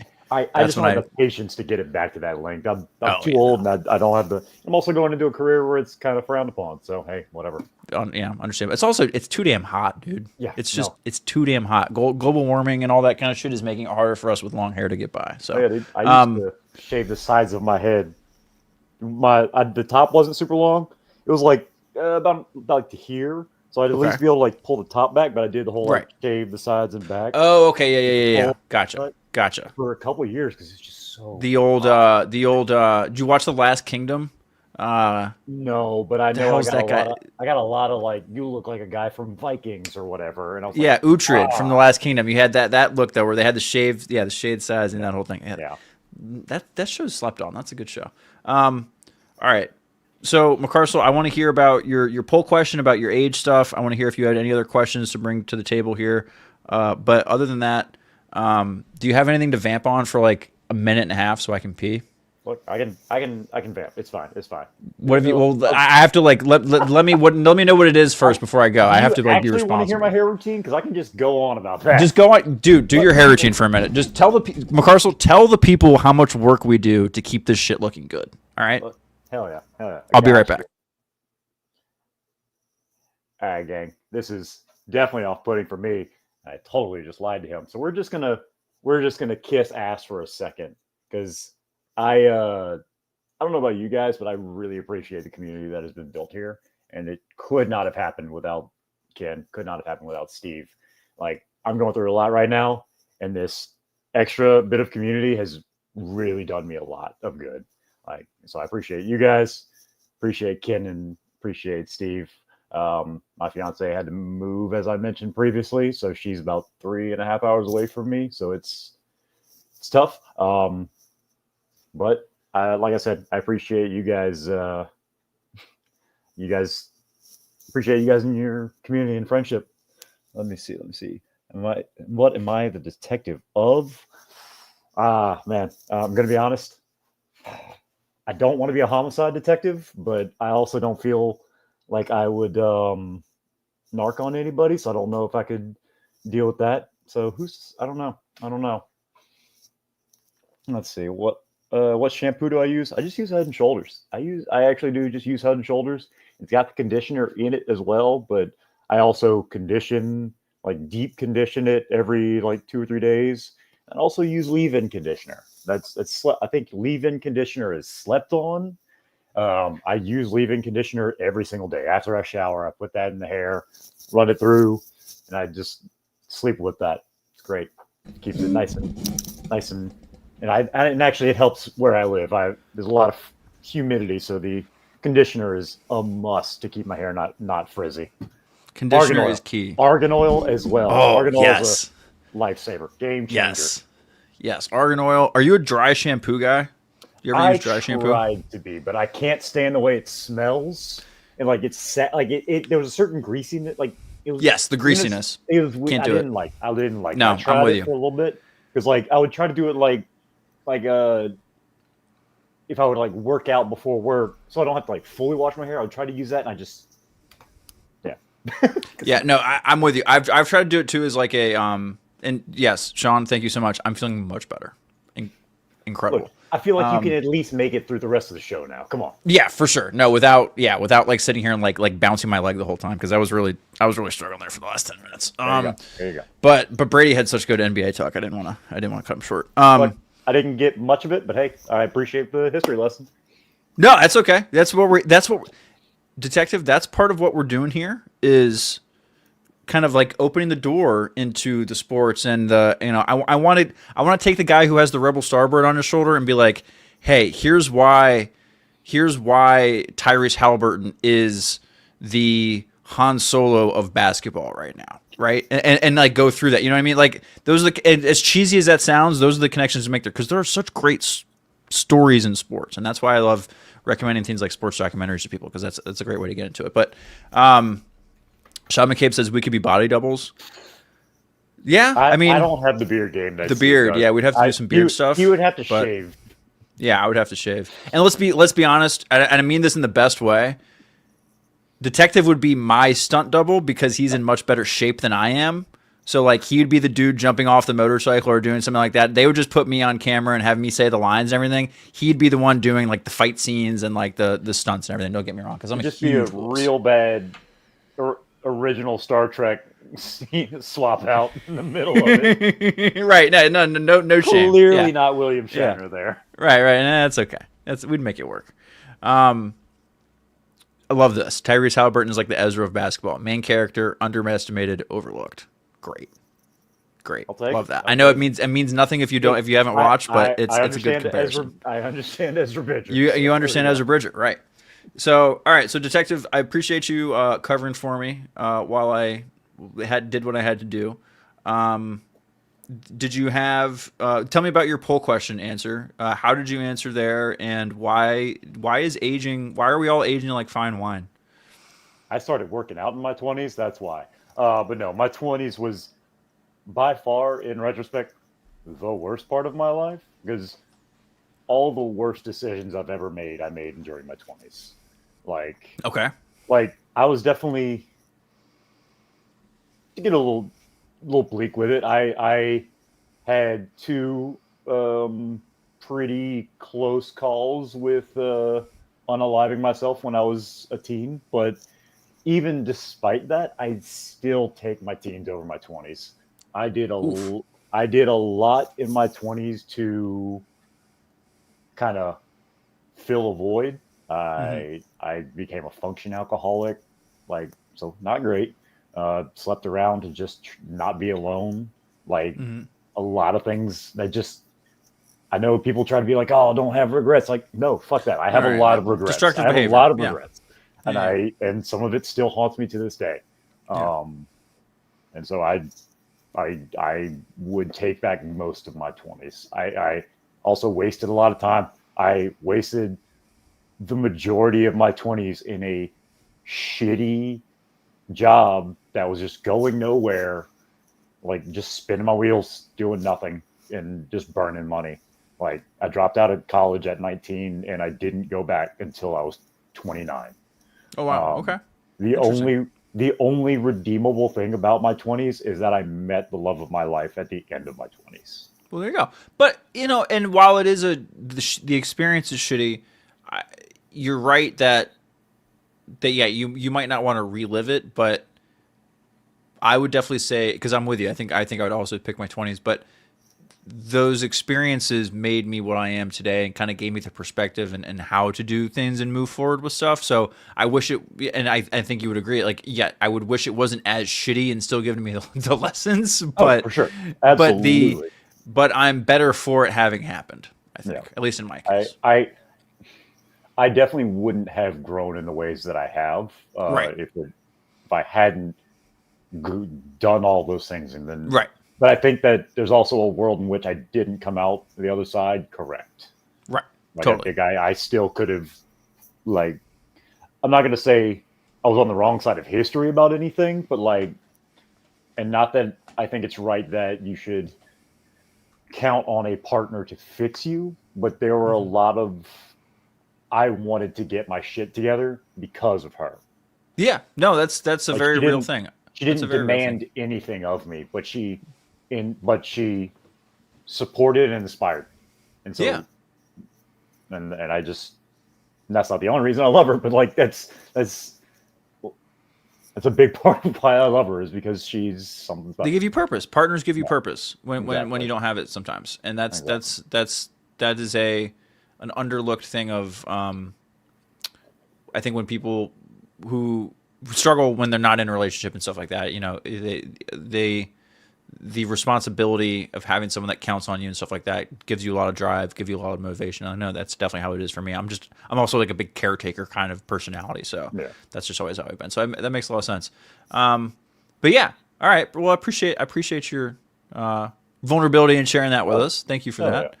Yeah. So did you have any other questions or anything you want to bring to the table here on our fuse theme of just having a question and bringing something random, spontaneous to the table? I mean, you already gave us great stuff on the vamping on the hair, so don't get me wrong. I'm not asking for more. I'm just gonna springboard off what Addy talked about it with Andor, because at this point, it kind of reignited my issues with it because I hadn't. Okay. We're the Andor hate show. I kind of like this now. We're going that way. We're going to be that place on the internet. All right, let's do it. Let's do it. People in my day-to-day life, because like I've got friends that are like casual Star Wars fans, but like not the read all the books or try to read the books, try to read the comics. I just don't have the time and the money to do all that. But like, they're not get that levels of Star Wars nerd. Yep. So I think that Andor is the most well-crafted show of them all. I think the first season is not as strong with some of the themes as the second season, but I think the second season wildly suffers from the time skips. And I know that there was a confluence of things that led them to just doing the 2 seasons, but I think it hurts the characters and the story overall to have condensed it so much. I know a lot of people were so excited. Oh, we basically get a Star Wars movie every week. That was horrendous for me. Horrendous. Right. I struggled to keep up, not get spoiled. One thing got spoiled. Luckily, it was only in the first arc. So but I think the show absolutely needed to be. I see why they originally wanted to make it 5 seasons, because it makes more sense when you get every year the way you got the first season. Like the first season was presumably just that year, and then, like Addy said, not getting the full formation of Yavin, not seeing things like we didn't have to see what happened to Willman and why he was limping, but like, imagine how much more impactful that would have been if we had.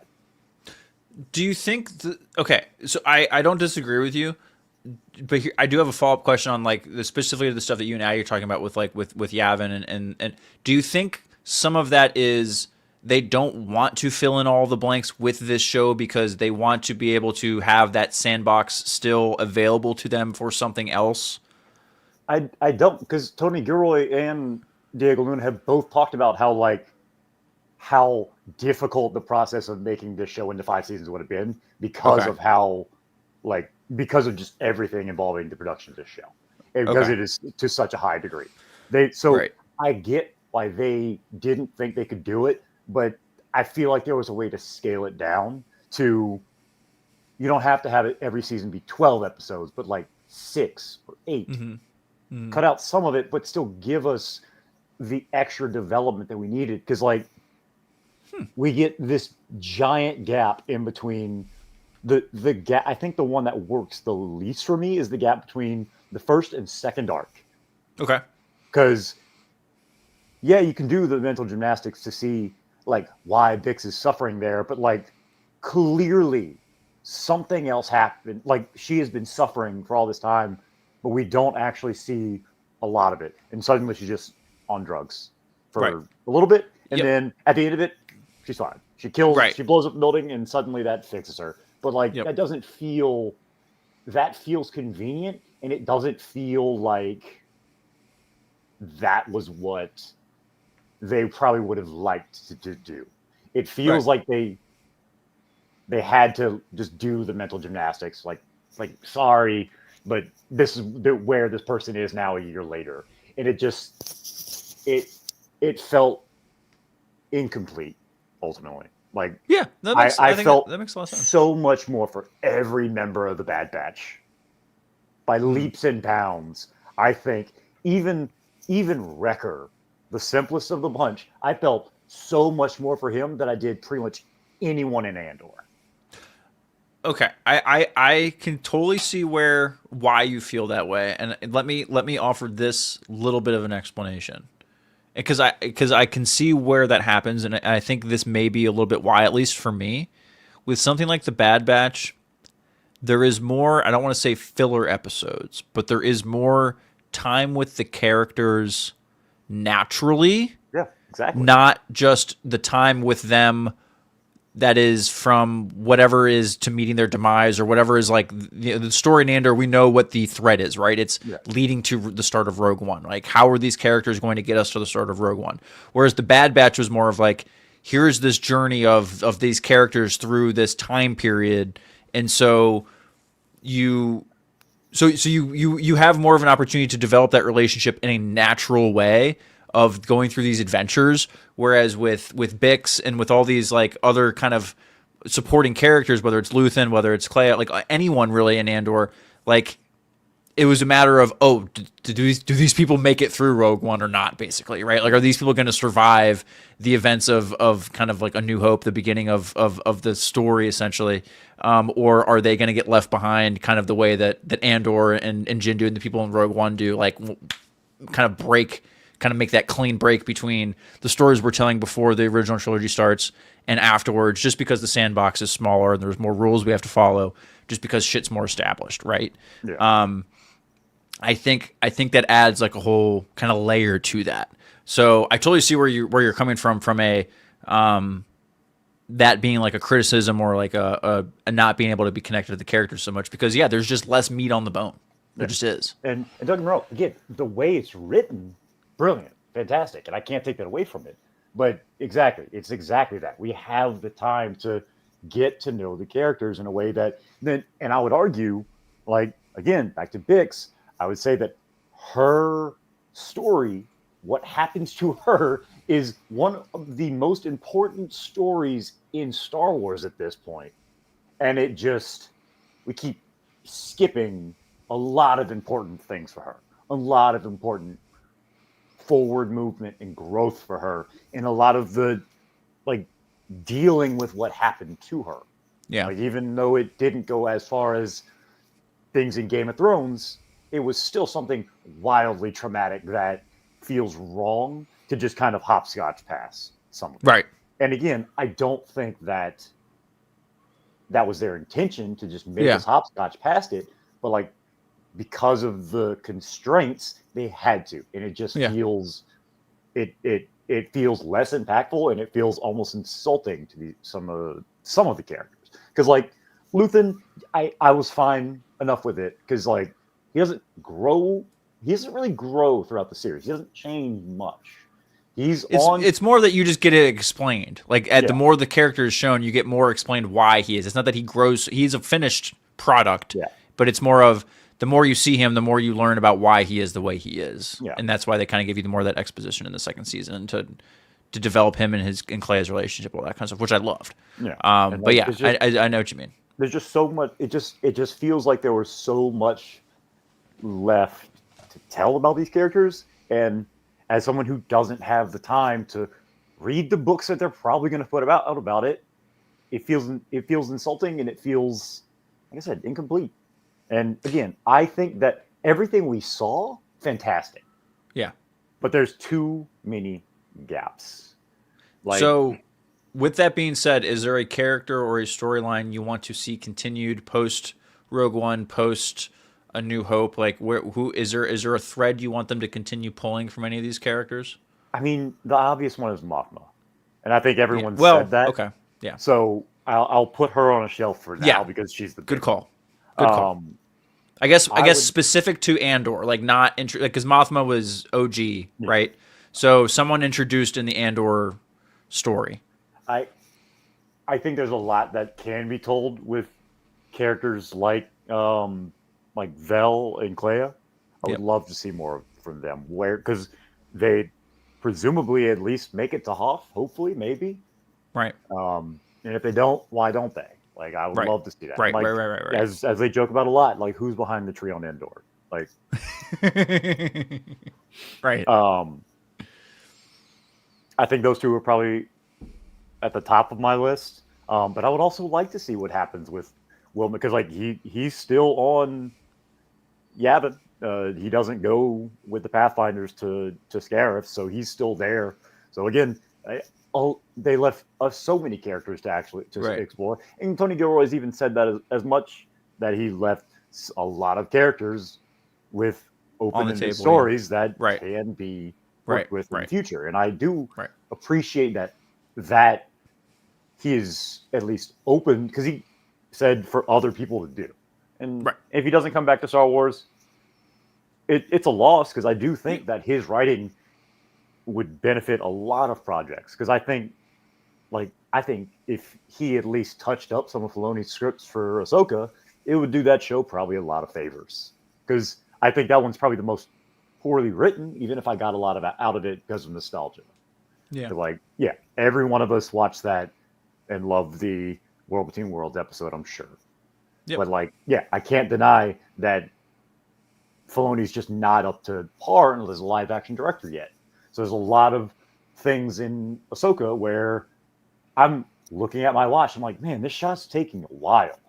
But they're still just like panning away. Like there were a couple moments where I actually had time to have that thought during the show. So like I would like to have Tony Gilroy come back to Star Wars, but that's kind of a whole different thing. We will see. Yeah, I mean, I think the fact that this show has been received as well as it has and has done as well as it has, Disney's going to be banging down his door, I think, for more. I think you have to imagine. Even though there's also been interviews now saying that they're going to dial back the live action shows. We don't know. Yeah. Who knows? It all comes down to the moolah and what is going to make the mouse more money. So that's okay. That's how business works. Luckily, Star Wars fans are going to turn out and show up and support stuff, as long as they keep cranking out stuff, and hopefully they just keep cranking out good stories is what we can hope for. So, but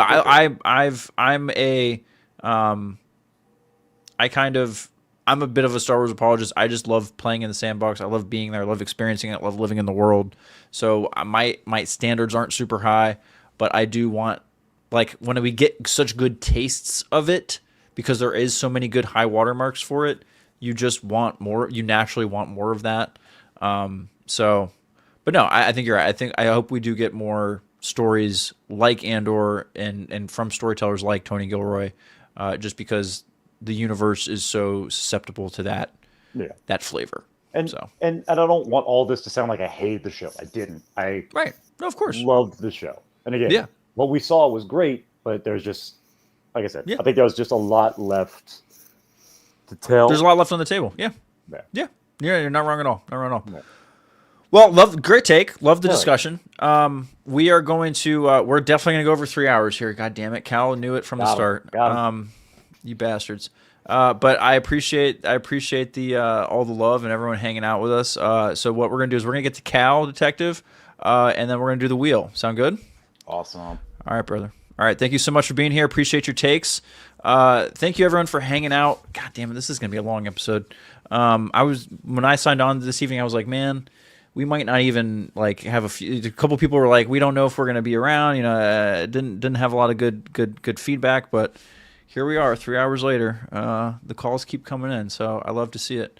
And Jared's not even here rubbing it in my face. That's a great point, Ethan. That's a great point. And Jared's going to, like the crazy person that he is going to watch all this back at some point and just be smiling from ear to ear every time I say this too. So he'll love it. So, all right, anyway, we're going to get to Cal here, last but certainly not least. We're going to not end things. We're going to wrap up this part of the show, and then we're going to bring everyone back at once and have absolute chaos, I'm sure, to spin the wheel. But I just want to say I appreciate everyone who's been hanging out with us on this Saturday evening. It's almost Sunday on the East Coast. We're a minute away from midnight. So thank you so much. I appreciate you guys just hanging out. The fact that you guys show up to do this, to listen to me yap for 3 hours. I love the fact that you guys call in and we talk about everything from Star Wars to food to random ass shit about the magic of questions and how we love to make each other curious.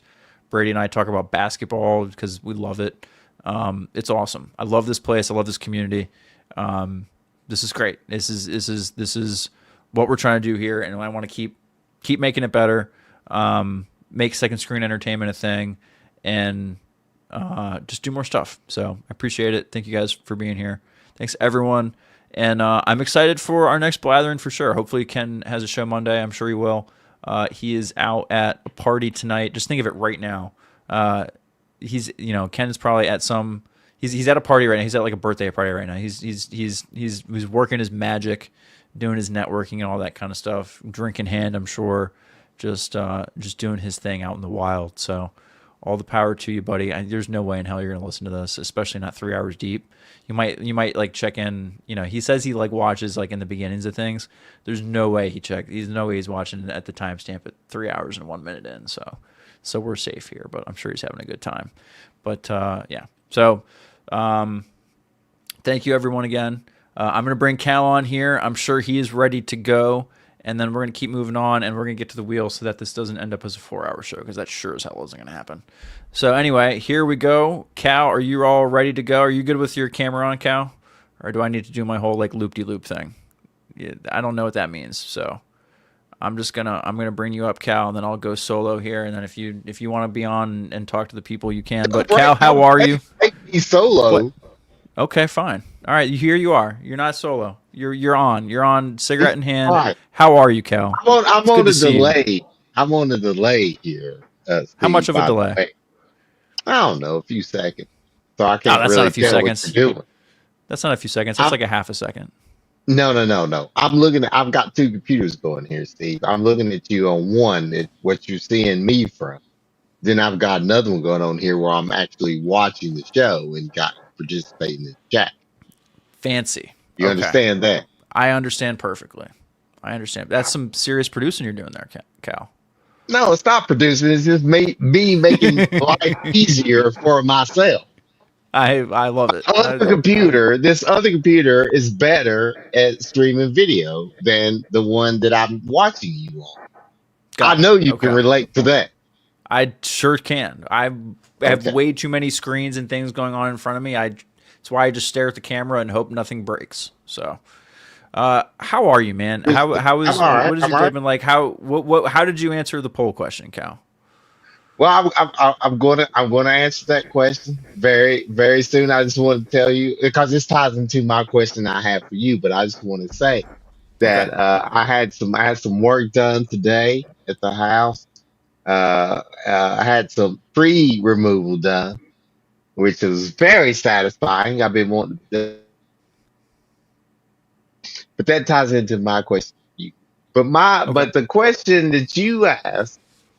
No, I was one of the ones that said my teens was the worst time for me because I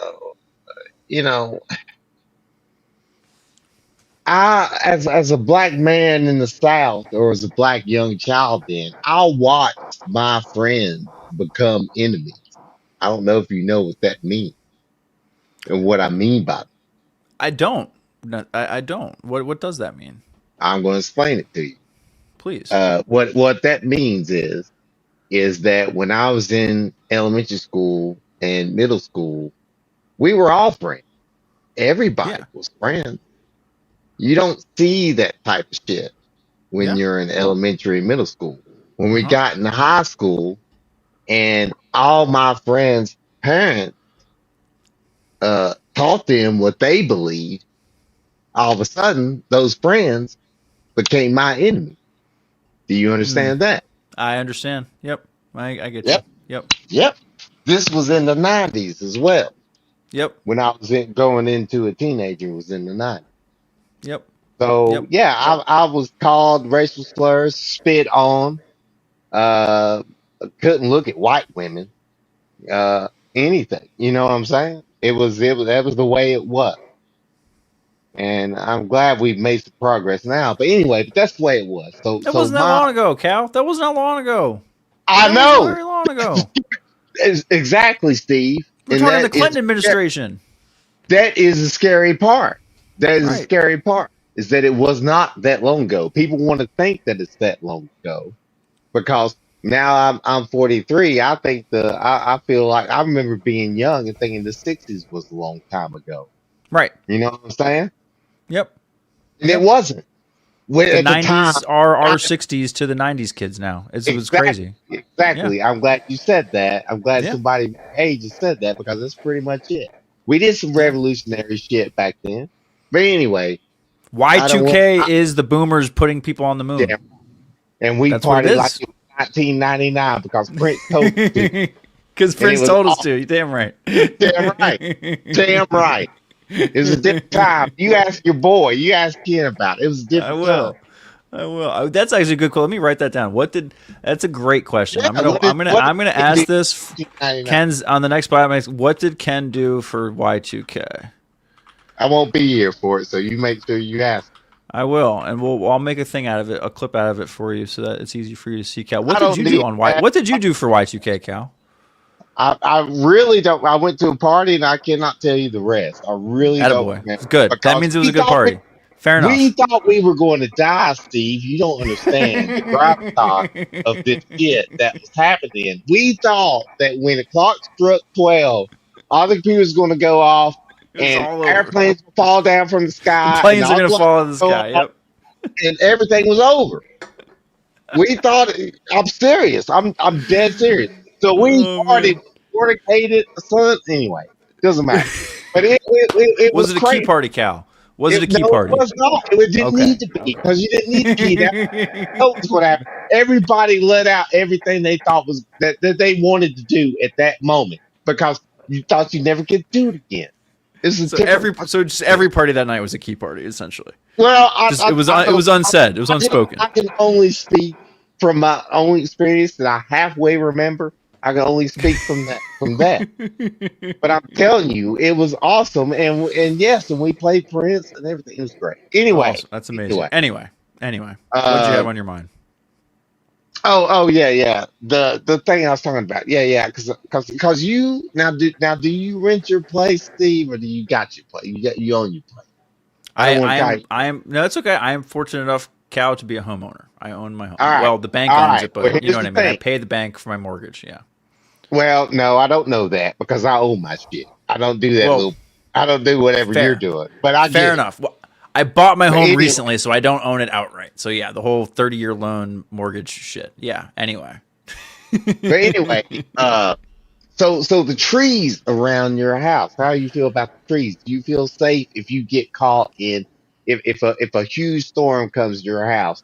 How safe are you with the trees with your Fucked. house? You Totally understand what fucked. Absolutely fucked, Cal. I have a giant pine tree in my front yard. Like I'm talking one of the biggest trees in the neighborhood. If a Cat 5 hit here or like a tornado ripped through, and that tree came down, my house would be split in two. So Without you a got doubt. to take care of that, Steve. That's what I'm But talking. it's a really nice tree, Cal. Who gives them? Okay. It's really pretty. I like it. I don't. I've got maple trees, and the tree that I had cut back today Uh-huh. was a whipping willow. I Okay. had to come out That's cut that sad. today. That's not sad because you don't know what a weeping willow would do to your yard in the fall. It's a A weeping it's a willow weeping will. it's a weeping joke, Cal. It's a weeping. It's sad because Oh, it's a well, I'm weeping sorry. willow, Cal. Your It's okay. whatever It's that's okay. called. But anyway, but a weeping willow will cause weeping willow branches are fragile and they Right. fall up, They're droopy. Yeah. litter Very droopy. your yard. Yeah. They're a I pain had in to the get ass. rid. Yep. They Did you are rip the pain. whole tree out? No, I didn't. I just cut it back. It cost them. Okay. Yeah. Dude, okay. Here's the thing. Tree cutting, Cal, that's a fucking Yeah. racket. Okay? I have these 19-year-old dweebs knock on my door and say, "Hey, we need the because I have another tree that hangs over my driveway admittedly is pretty much out of hand. It's very long. It's got a lot of it's a pain in the ass. They're like, hey, we want to, we will cut your tree back. Blah blah blah. I'm like, sure, kid, give me a quote. $800. I'm like, go fuck yourself. $800.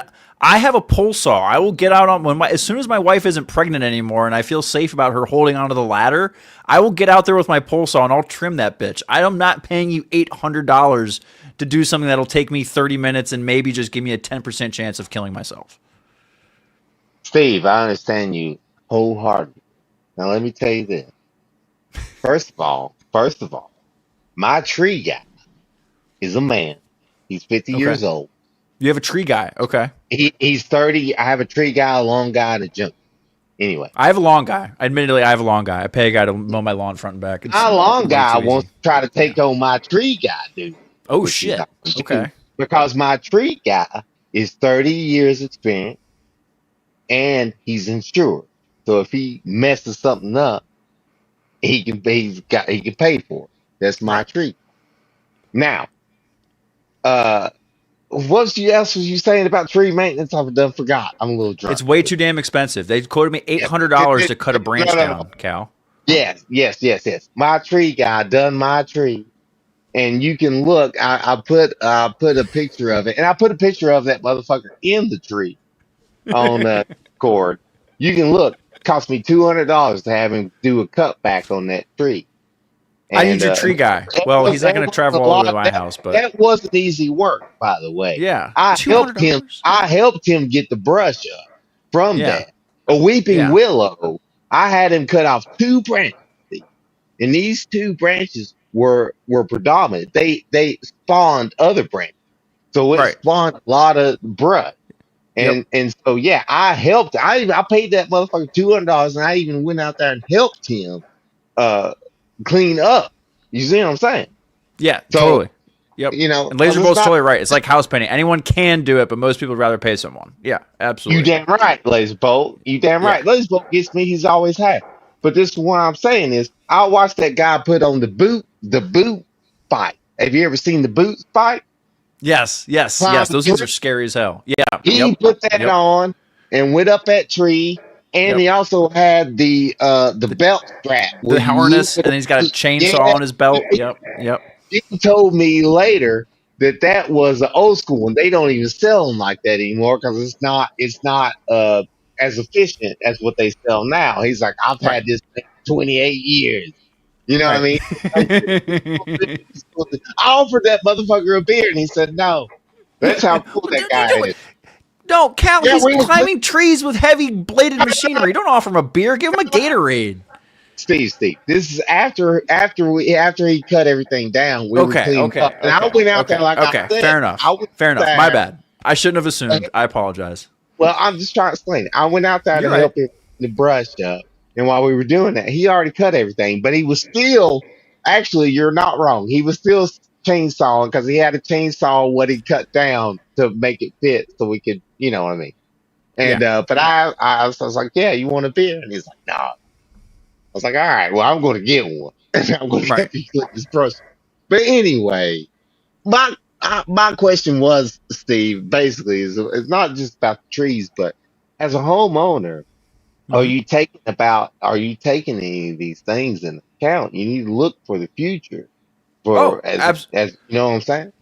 Cal, I take my home ownership very seriously. It is my domain. Like this is, I walk around my yard and just look around occasionally just to kind of, I think everyone should just kind of like check their area. You know what I mean? Like as guys, we kind of just have to patrol in a sense. I think there's just an instinct of like, whenever if I'm like out throwing the ball with the dog or whatever, I'll just do like a lap around the backyard, just look at the fence, make sure everything's just in order. Right. I'm on top of things like, making sure the air filters are changed and cleaning shit out. The thing I'm bad about, Cal, is my fucking gutters. I am so bad about getting up and cleaning out the damn gutters. Oh my God. I was going to say that. The gutters suck, dude. The gutters is next on my list because I have a problem with the main house that I need the gutters. I need some work on my gutters. The other one, the one where I got the tree cut back from down, I got flowers in the gutters. Steve. That's Yeah, not it's no bueno. flowers. It's no bueno. Just growth. Yeah. You know what I mean? Yeah, it's gross. It's gross as hell. There's It's like not little like- guards. I gotta invest in the guards you can buy like even off of Amazon. Of just like you put them on top of your gutters and it keeps all the shit out of it. Yeah. Steve, I've got those on the main house. The second house it's not gross. That's not what I said. That's flowers. What I meant is that's growth. That's growth. Yes, right. Little Well, that's yeah. to be fair, it is gross though too, Cal.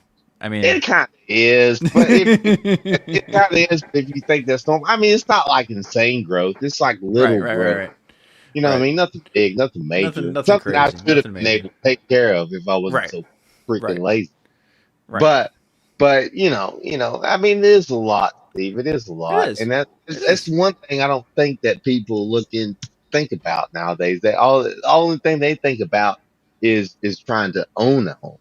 They don't actually think about the upkeep you have to do because you're your own landlord. If somebody is used to living in the park and then they all of a sudden have a house for whatever reason, then they have to realize they have to fucking maintain it. You know what I'm saying? Right. And that's a big deal. When you go through the process of having to buy a house and everything, though, you at least hopefully you kind of take ownership in that, like the pride of like wanting to take care of this thing you've spent so much time and money in and everything, and there is like that element of like this is home, this is where my family is growing, like it's my little fiefdom, my little domain. I want to keep it fucking pie. Yeah, you're goddamn right, Cal. Well, it's the bank's piece of the pie that I'm slowly paying off in my case, but yes, you're absolutely right. Well, my third of an acre is very important to me. Damn it all. you will pay it off in time, and nobody in time. Can take it You're damn right. Nobody can take You're it away damn from right. you. That's there for your kids, or God forbid something happened to you or your wife. That's that. You know what I'm saying? That's it. Yep. That's the whole. That's the only thing, and I really hate to say it, but that's the only thing that I'm proud of that I can actually shoot for is that I own my own little park. You know what I'm saying? There you go. That's your thing, man.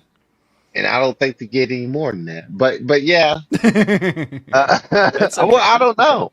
That's okay. I do know it's okay, Steve, because it's okay with me. I don't care if it's okay with anybody else. It's okay with me. You see what I'm saying? That's exactly. Let's go think about all this shit. But anyway, well, I appreciate you. I appreciate you doing this and everything you do. Thank you. I want to try to keep you under 3 hours, unless you got some other people on here. We're 17 minutes over, so that ship sailed a long time ago. We're over 3 hours. Oh shit! Oh yeah, we're way over. Yeah, we're way over. Time ago. It's anyway. Okay. Well, anyway, Cal, perfect timing though, because we're gonna do the wheel. So what I'm gonna do is I'm gonna bring everyone back. Jesus Christ! Get me out of here. Bring me back for the wheel. I don't know if I'm prepared for it. You don't have to do the wheel. If you want to go, you can go. It's okay. I want to do the wheel. Okay. I'm not prepared. Well, I want to do the wheel. All right. Well, we're gonna get ready for the wheel. Cal, thank you again. You're the best. Appreciate you, buddy. Thank you for being here. All right. Thank you, everyone, for hanging out. God damn it, over 3 hours. This is going to be the second longest after the inaugural one where I had Alden here to co-host. Damn. It's just you got again. But hey, you know what? I'm a man of my word because I told you guys I'm not going to just turn the lights out on a good party. I'm not going to turn the lights out on a good time. We're here. People are still talking. People are still calling in. I'm not going to be the guy that's, going to be like, turn off the lights and tell everybody to go home. That's lame. I mean, I am eventually, don't get me wrong, but like within reason, you know what I mean? We're within reason. So we've set the precedent that we can go 3 hours. So, what the hell are we going to do? Here we are. So yeah, we can pop out of nowhere and start feeding. No, my gutters are not in a good place, folks. But that did happen with the vulture earlier. See, that's how long this fucking show has gone. I totally forgot that I even shared the videos of like the National Geographic vulture shit going on. At one point, because between the kids and the dogs and like all the commotion going on, the vulture took off from the grass and like landed on my roof and was just like perched on my garage roof, just like staring down at the squirrel. But the crows, when the vulture went away, weren't even like They didn't even like attack the squirrel or go for the squirrel. They just like, that's why I think these crows had a relationship with the squirrel, because they weren't trying to eat it. They were just fucking with the vulture. So I'm going to have to do some more reporting on this. We'll see what's the squirrel was still out there as of this night, or the tonight before I started the show. He was just chilling on the yard, half intact. The vulture had already gotten to most of the good stuff. But if the crows wanted him, I would have thought they would have gone after him, but it was a weird situation. But anyway, sorry for that tangent. Sorry, Ethan. I'm sorry that we've rambled for too long before we could bring you on for the wheel. But we are going to get going right now on the wheel for the folks that are still here. One last question, Steve. What does your wife think of your blathering? That's a great question. She doesn't watch. I keep this as my thing. She knows this is like my thing. She approves of it, of course. She loves that it's like a good outlet for me. She's very supportive of it, so don't get me wrong. But all this does is just replaced some of like the video game time I would have kind of at night with the boys. As things have progressed, we don't have the same time we used to all just dick around on Discord for 3 hours a night and play video games. So this just kind of replaces that. So to her, it's kind of all the same. But she's very supportive. She loves that I have this fun little hobby to do and have this cool community to hang out with you guys and everything. And she enjoys Ken's comedy and everything. She's been with me to Ken's shows. She came with me to Celebration, obviously, and is my wife wasn't a huge Star Wars fan when we met, but I got her into it over time, and like she genuinely likes it now. And we, Celebration was like a second honeymoon almost for us in 2019. That was a lot of fun. Like it was her idea to want to do cosplays and stuff like that. So it was cool to get into it. And we went to a Schmodown, we went to a Force Center recording, all that kind of stuff, and she was into that.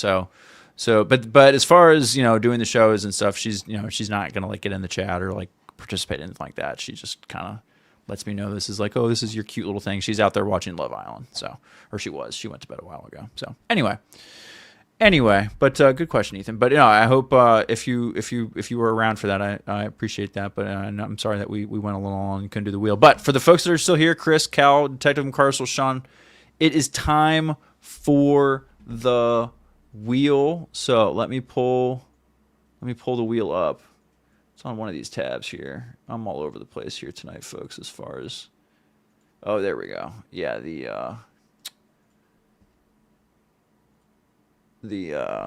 vulture video screwed up our setup here. So I'm looking at my wheel here. I've got my notes on the wheel. I'm gonna pull this up. Share screen. Window. Boom. Okay, we're gonna add that to the stage. Okay, so here's the wheel. I need to look. Why is 4 a tab? That's not a question. I've got notes here on wheel stuff, and I want to make sure that I didn't lose anything. 1, 2, 3, 4, 5, 6, 7, 8, 9. 1, 2, 3, 4, 5, 6, 7, 8, 9. Okay, cool. So some of these are, again, we don't have a ton of new wheel topics on here. Some of these we've done before, but that's okay. If you land on a wheel thing you've done before, just let me know, and we'll do a respin. But also, that's another great topic, either in the comments if you're watching later, or if you are here live. Give me more any wheel ideas you want to see. Throw them in there. I'll add them on the wheel. I promise next Backstage show we will have a refreshed wheel, but there's still a few things we haven't even gotten on here yet for anyone, so I don't feel too bad yet. So anyways, I'm going to bring everybody back. What I'm going to do is I'm going to figure out my shot here afterwards, but I'm going to bring everyone back because I don't know how it's all going to work with the mix of cameras. So here we go, bringing everyone back on, and then I'm going to go back to the media presentation shot. All right, we're just all here. If you're on camera, you are here. If you don't want to be on camera, go ahead and turn your camera off. But it is wheel time for everyone here, so thank you so much for joining us. We're going to spin the wheel. Are you guys ready to go? Favorite song? Oh, that's a good one, Cal. I'll write that one down for next time. Favorite song is a good one. That's a no-brainer. Favorite That's a good song. one. That's a good one. That's a good one. That's a good one. All right, here we go. We're going to spin the wheel. Chris, you are up first. Let's spin the wheel. Here we go. One must go. So one must go is a choice of of three things you have to get rid of one. So Chris, I'm going to assume, considering the fandom and the community we're in, that you enjoy the Star Wars. Chris, do you enjoy the Star Wars? Of the three, okay, of the original trilogy, Chris, one of those three movies has to go. Which movie no longer exists? It's between Empire and New Hope. Ooh, gosh, that's so hard. That's so hard. Okay, you got to pick one though. You got to put one on the line. Which one is it? I think I'm leaning towards New Hope because I love Yoda. That's fair. I'm with you on that one. I definitely wouldn't be able to take Empire away. Okay, well, we're gonna have to have some creative ways to rework that first half of Empire. But I appreciate having to. I appreciate having. Yeah, Cal makes a good point. The OG has to go, but sometimes you got to kind of. It gives you a chance to rewrite that first act, and we all know kind of how the story changes, anyways, and how kind of more things get added to it. Obviously, once Lucas figures out how much he's going to expand to it. So I like that. It's a hard choice. There's no right or wrong answer. But Laserbolt makes up a good point. Can I just lose the holiday special? That's a good call. I mean, it's not technically. I mean, I kind of put Chris in a bad spot there because that's not one of the. That's not really one of the OG movies. But that's a good call, Laserbolt. Chris, thank you so much. That was a good answer. You litigated that well, my friend. You did well. All right, next on the wheel, Cal. Are you ready for your wheel spin? I guess I'm not, but okay. That great answer. Thank you for the enthusiasm. Curb your enthusiasm. I am curbing it. Cal, what are your top red flags? As in what though? I mean, what is this pertaining to? In a partner that you want to spend a significant amount of time with. What would you say is your number one red flag? Well, the only thing is, they have to like music. I mean, I don't know if this is a red flag, but they have to like music in general. I mean, I love music in all kinds of different types. So that would be if they didn't grasp who, well, I could say Trent Reznor, that would be a go-to. But if they couldn't grasp who uh, Maynard Keenan was from Tool, then Okay. that's a red flag for me. That's an interesting pull. Okay. But I like that. Okay, so appreciate the music. You're a music guy. You want to. That's one of those hobbies you want to make sure you share. Yeah. That's fair. Okay, I dig that. Thanks, Cal. All right. And does anything else you want to expand on red flags? No, well, I don't know, man. Only thing I can say, like, music is a big thing for me. Yeah. Also, just being, if empathy for other people, if someone is a dick to somebody, you know what I'm Right. saying? You know what I mean? Just like if you're at a fucking uh restaurant, grocery store, anything with retail and stuff. Because I used to work in retail in a roundabout way. I was a cook for 18 years. I Yeah. worked in service industry. But anyway, so if you're a dick to somebody in when they're working that type of field, then that's a red flag to me because you're not, you lack empathy because you don't realize what these people are doing. They're trying to, even the fast food worker, which I Right. always looked down upon when I was in my 20s and 30s when I was doing that type of work because I looked down on them because like, oh, fast food, they're just teenagers. That is hard work. That is very hard work, especially for Right. somebody somewhere like McDonald's Oh, hell yeah. super busy. Like when you work like I did in sit down restaurants, your busy days. You always have busy days on the week. Don't get me wrong, but your major busy days are like holidays, like Valentine's Day, Mother's Day, Father's Day. Yeah. Right. But you're always busy on the week. Don't get me Yeah. wrong. Yeah. But having no empathy for anybody is a big red flag for me. If we want to go outside, if we want to touch something else, then I Yeah. would say that. But anyway, I think Brady makes a good. This is just a good general one. Like, yeah, rude to wait staff. Anyone in the service industry, if you're rude to the people who are literally their job is to take care of you, and you could tell that they're doing like, get the fuck over yourself. You know what I mean? Like, you know, tip the poor kid who's living off of tips, for the love of God. Yeah. So good answer, Cal. Like that's just Good answer, like Cal. my tree guy who is not by any means poor. He makes a good living doing his tree work, but I Right. pay him good. He takes care of First you. of all, Right. first he takes care of me. He knows what needs to be done, and he's taught me some shit about trees that I didn't know about. There you go. You know what That's I'm saying? called service. And, That's called service, and man. he has the tools to do it. I don't have the tools to do it. And even if I had, even if I had the tools to do it, Steve, that doesn't guarantee that my lazy ass will get out there and do it. That's why I pay That's him called for it. leverage, Cal. You know what I'm saying? That's the way it works. But That's anyway, exactly the way it works. skill, and you Anyway, need to pay for your skill, just like you need yes. to talk to fucking Knapsack about being paid for your skill. But anyway, I'm here for the love of the game. That's I what know that's that. that's what That's it's all why we about. love it. That's why we I love it. appreciate that. I appreciate that. Thank you, Anyway. Cal. Well, all right. All right, here we well, go. We're gonna get on to Detective's wheel spin. You know. Thank you, Cal. I appreciate it. You're the best. All right, Detective, you ready for your wheel spin? Let's do this. I need to get rid of red flags since we just did that one. There we go. Here we go. Put my glasses back on so I can actually see what the hell it's going to say. Ooh, this is a popular one. Oh, Better back then. Detective, what was better back then? man, kids animated shows. Ooh, that's a good answer. Okay, tell me I'm why. such a fucking nerd though, because I don't know. Don't get me wrong, a lot of great ones now, but and not even just the writing necessarily, but animation in the 80s and 90s. There was just a certain tactile feel to a lot of it that just kind of smoothed over now, thanks Yes. to a lot of it being digitized. Yeah, And the 2D animation was just had a different flavor. Well, even a lot of like the modern 2D animation, like even going back to like 2008 onwards ish. Like if I was just old enough to where I watched a series called like Ben 10 or Okay.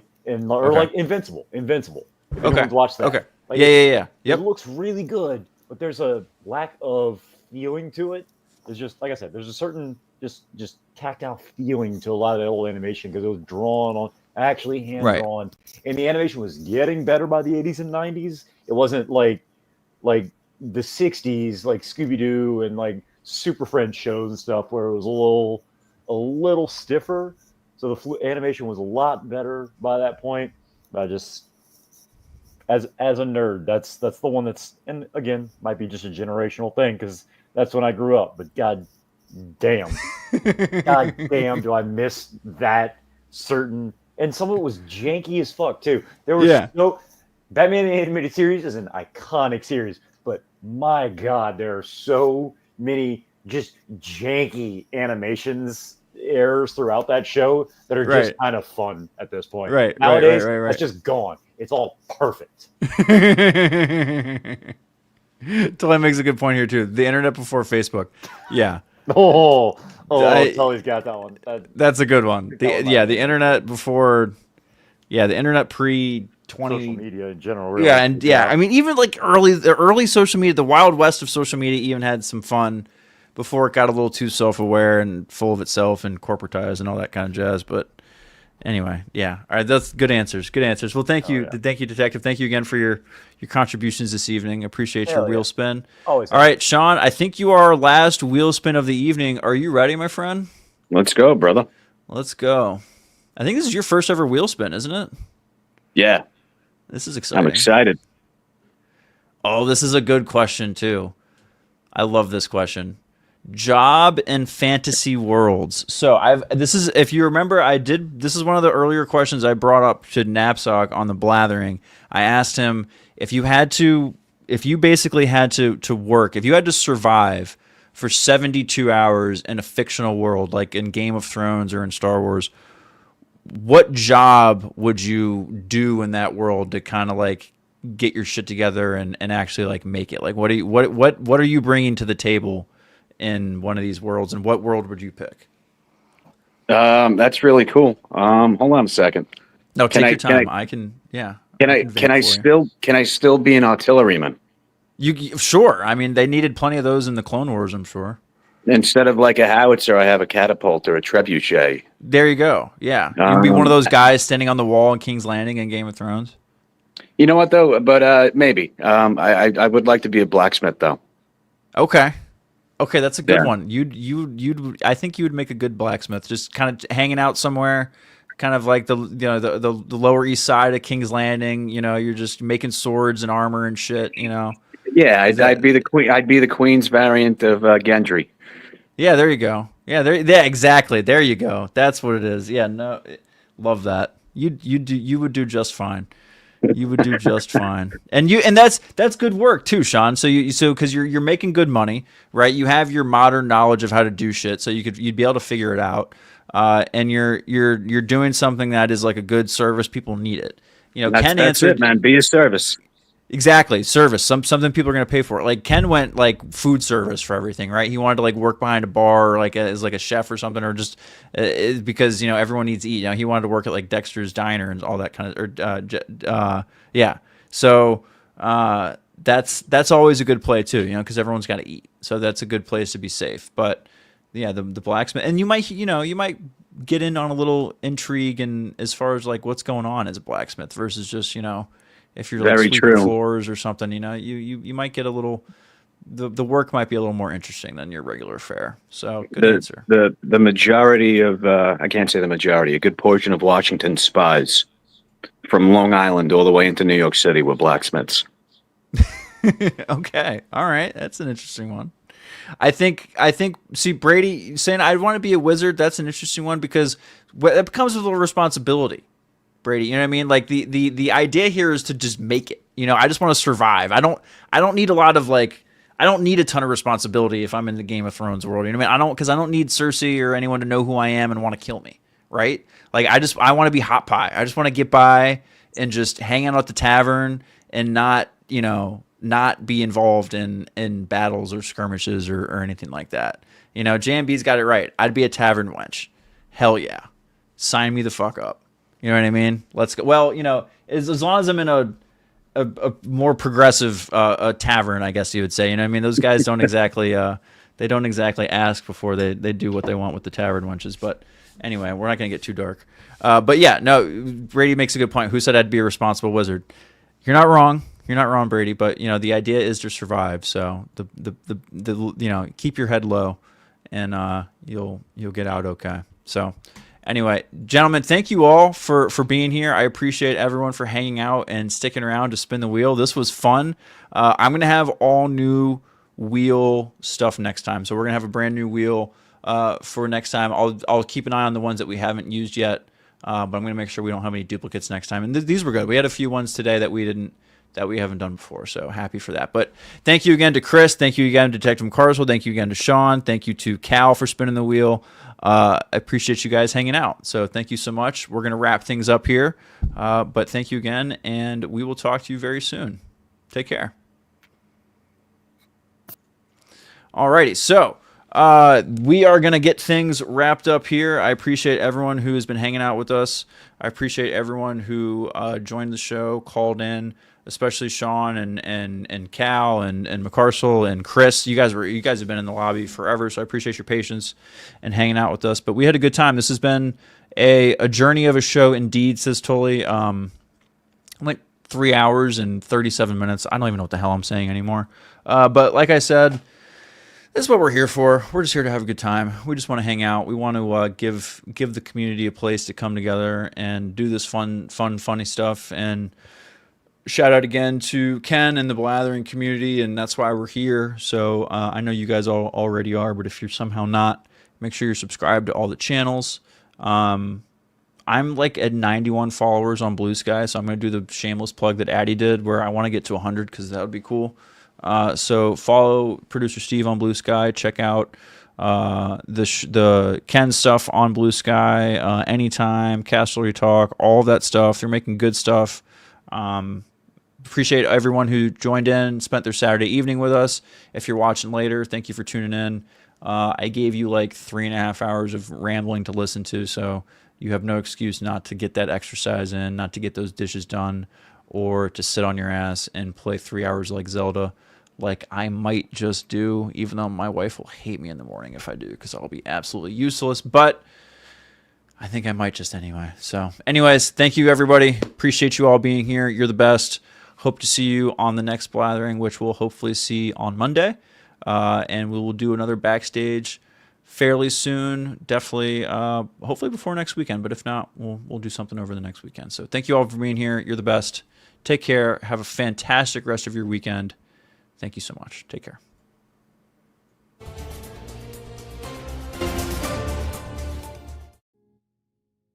That was totally the wrong music. Here's the chill music.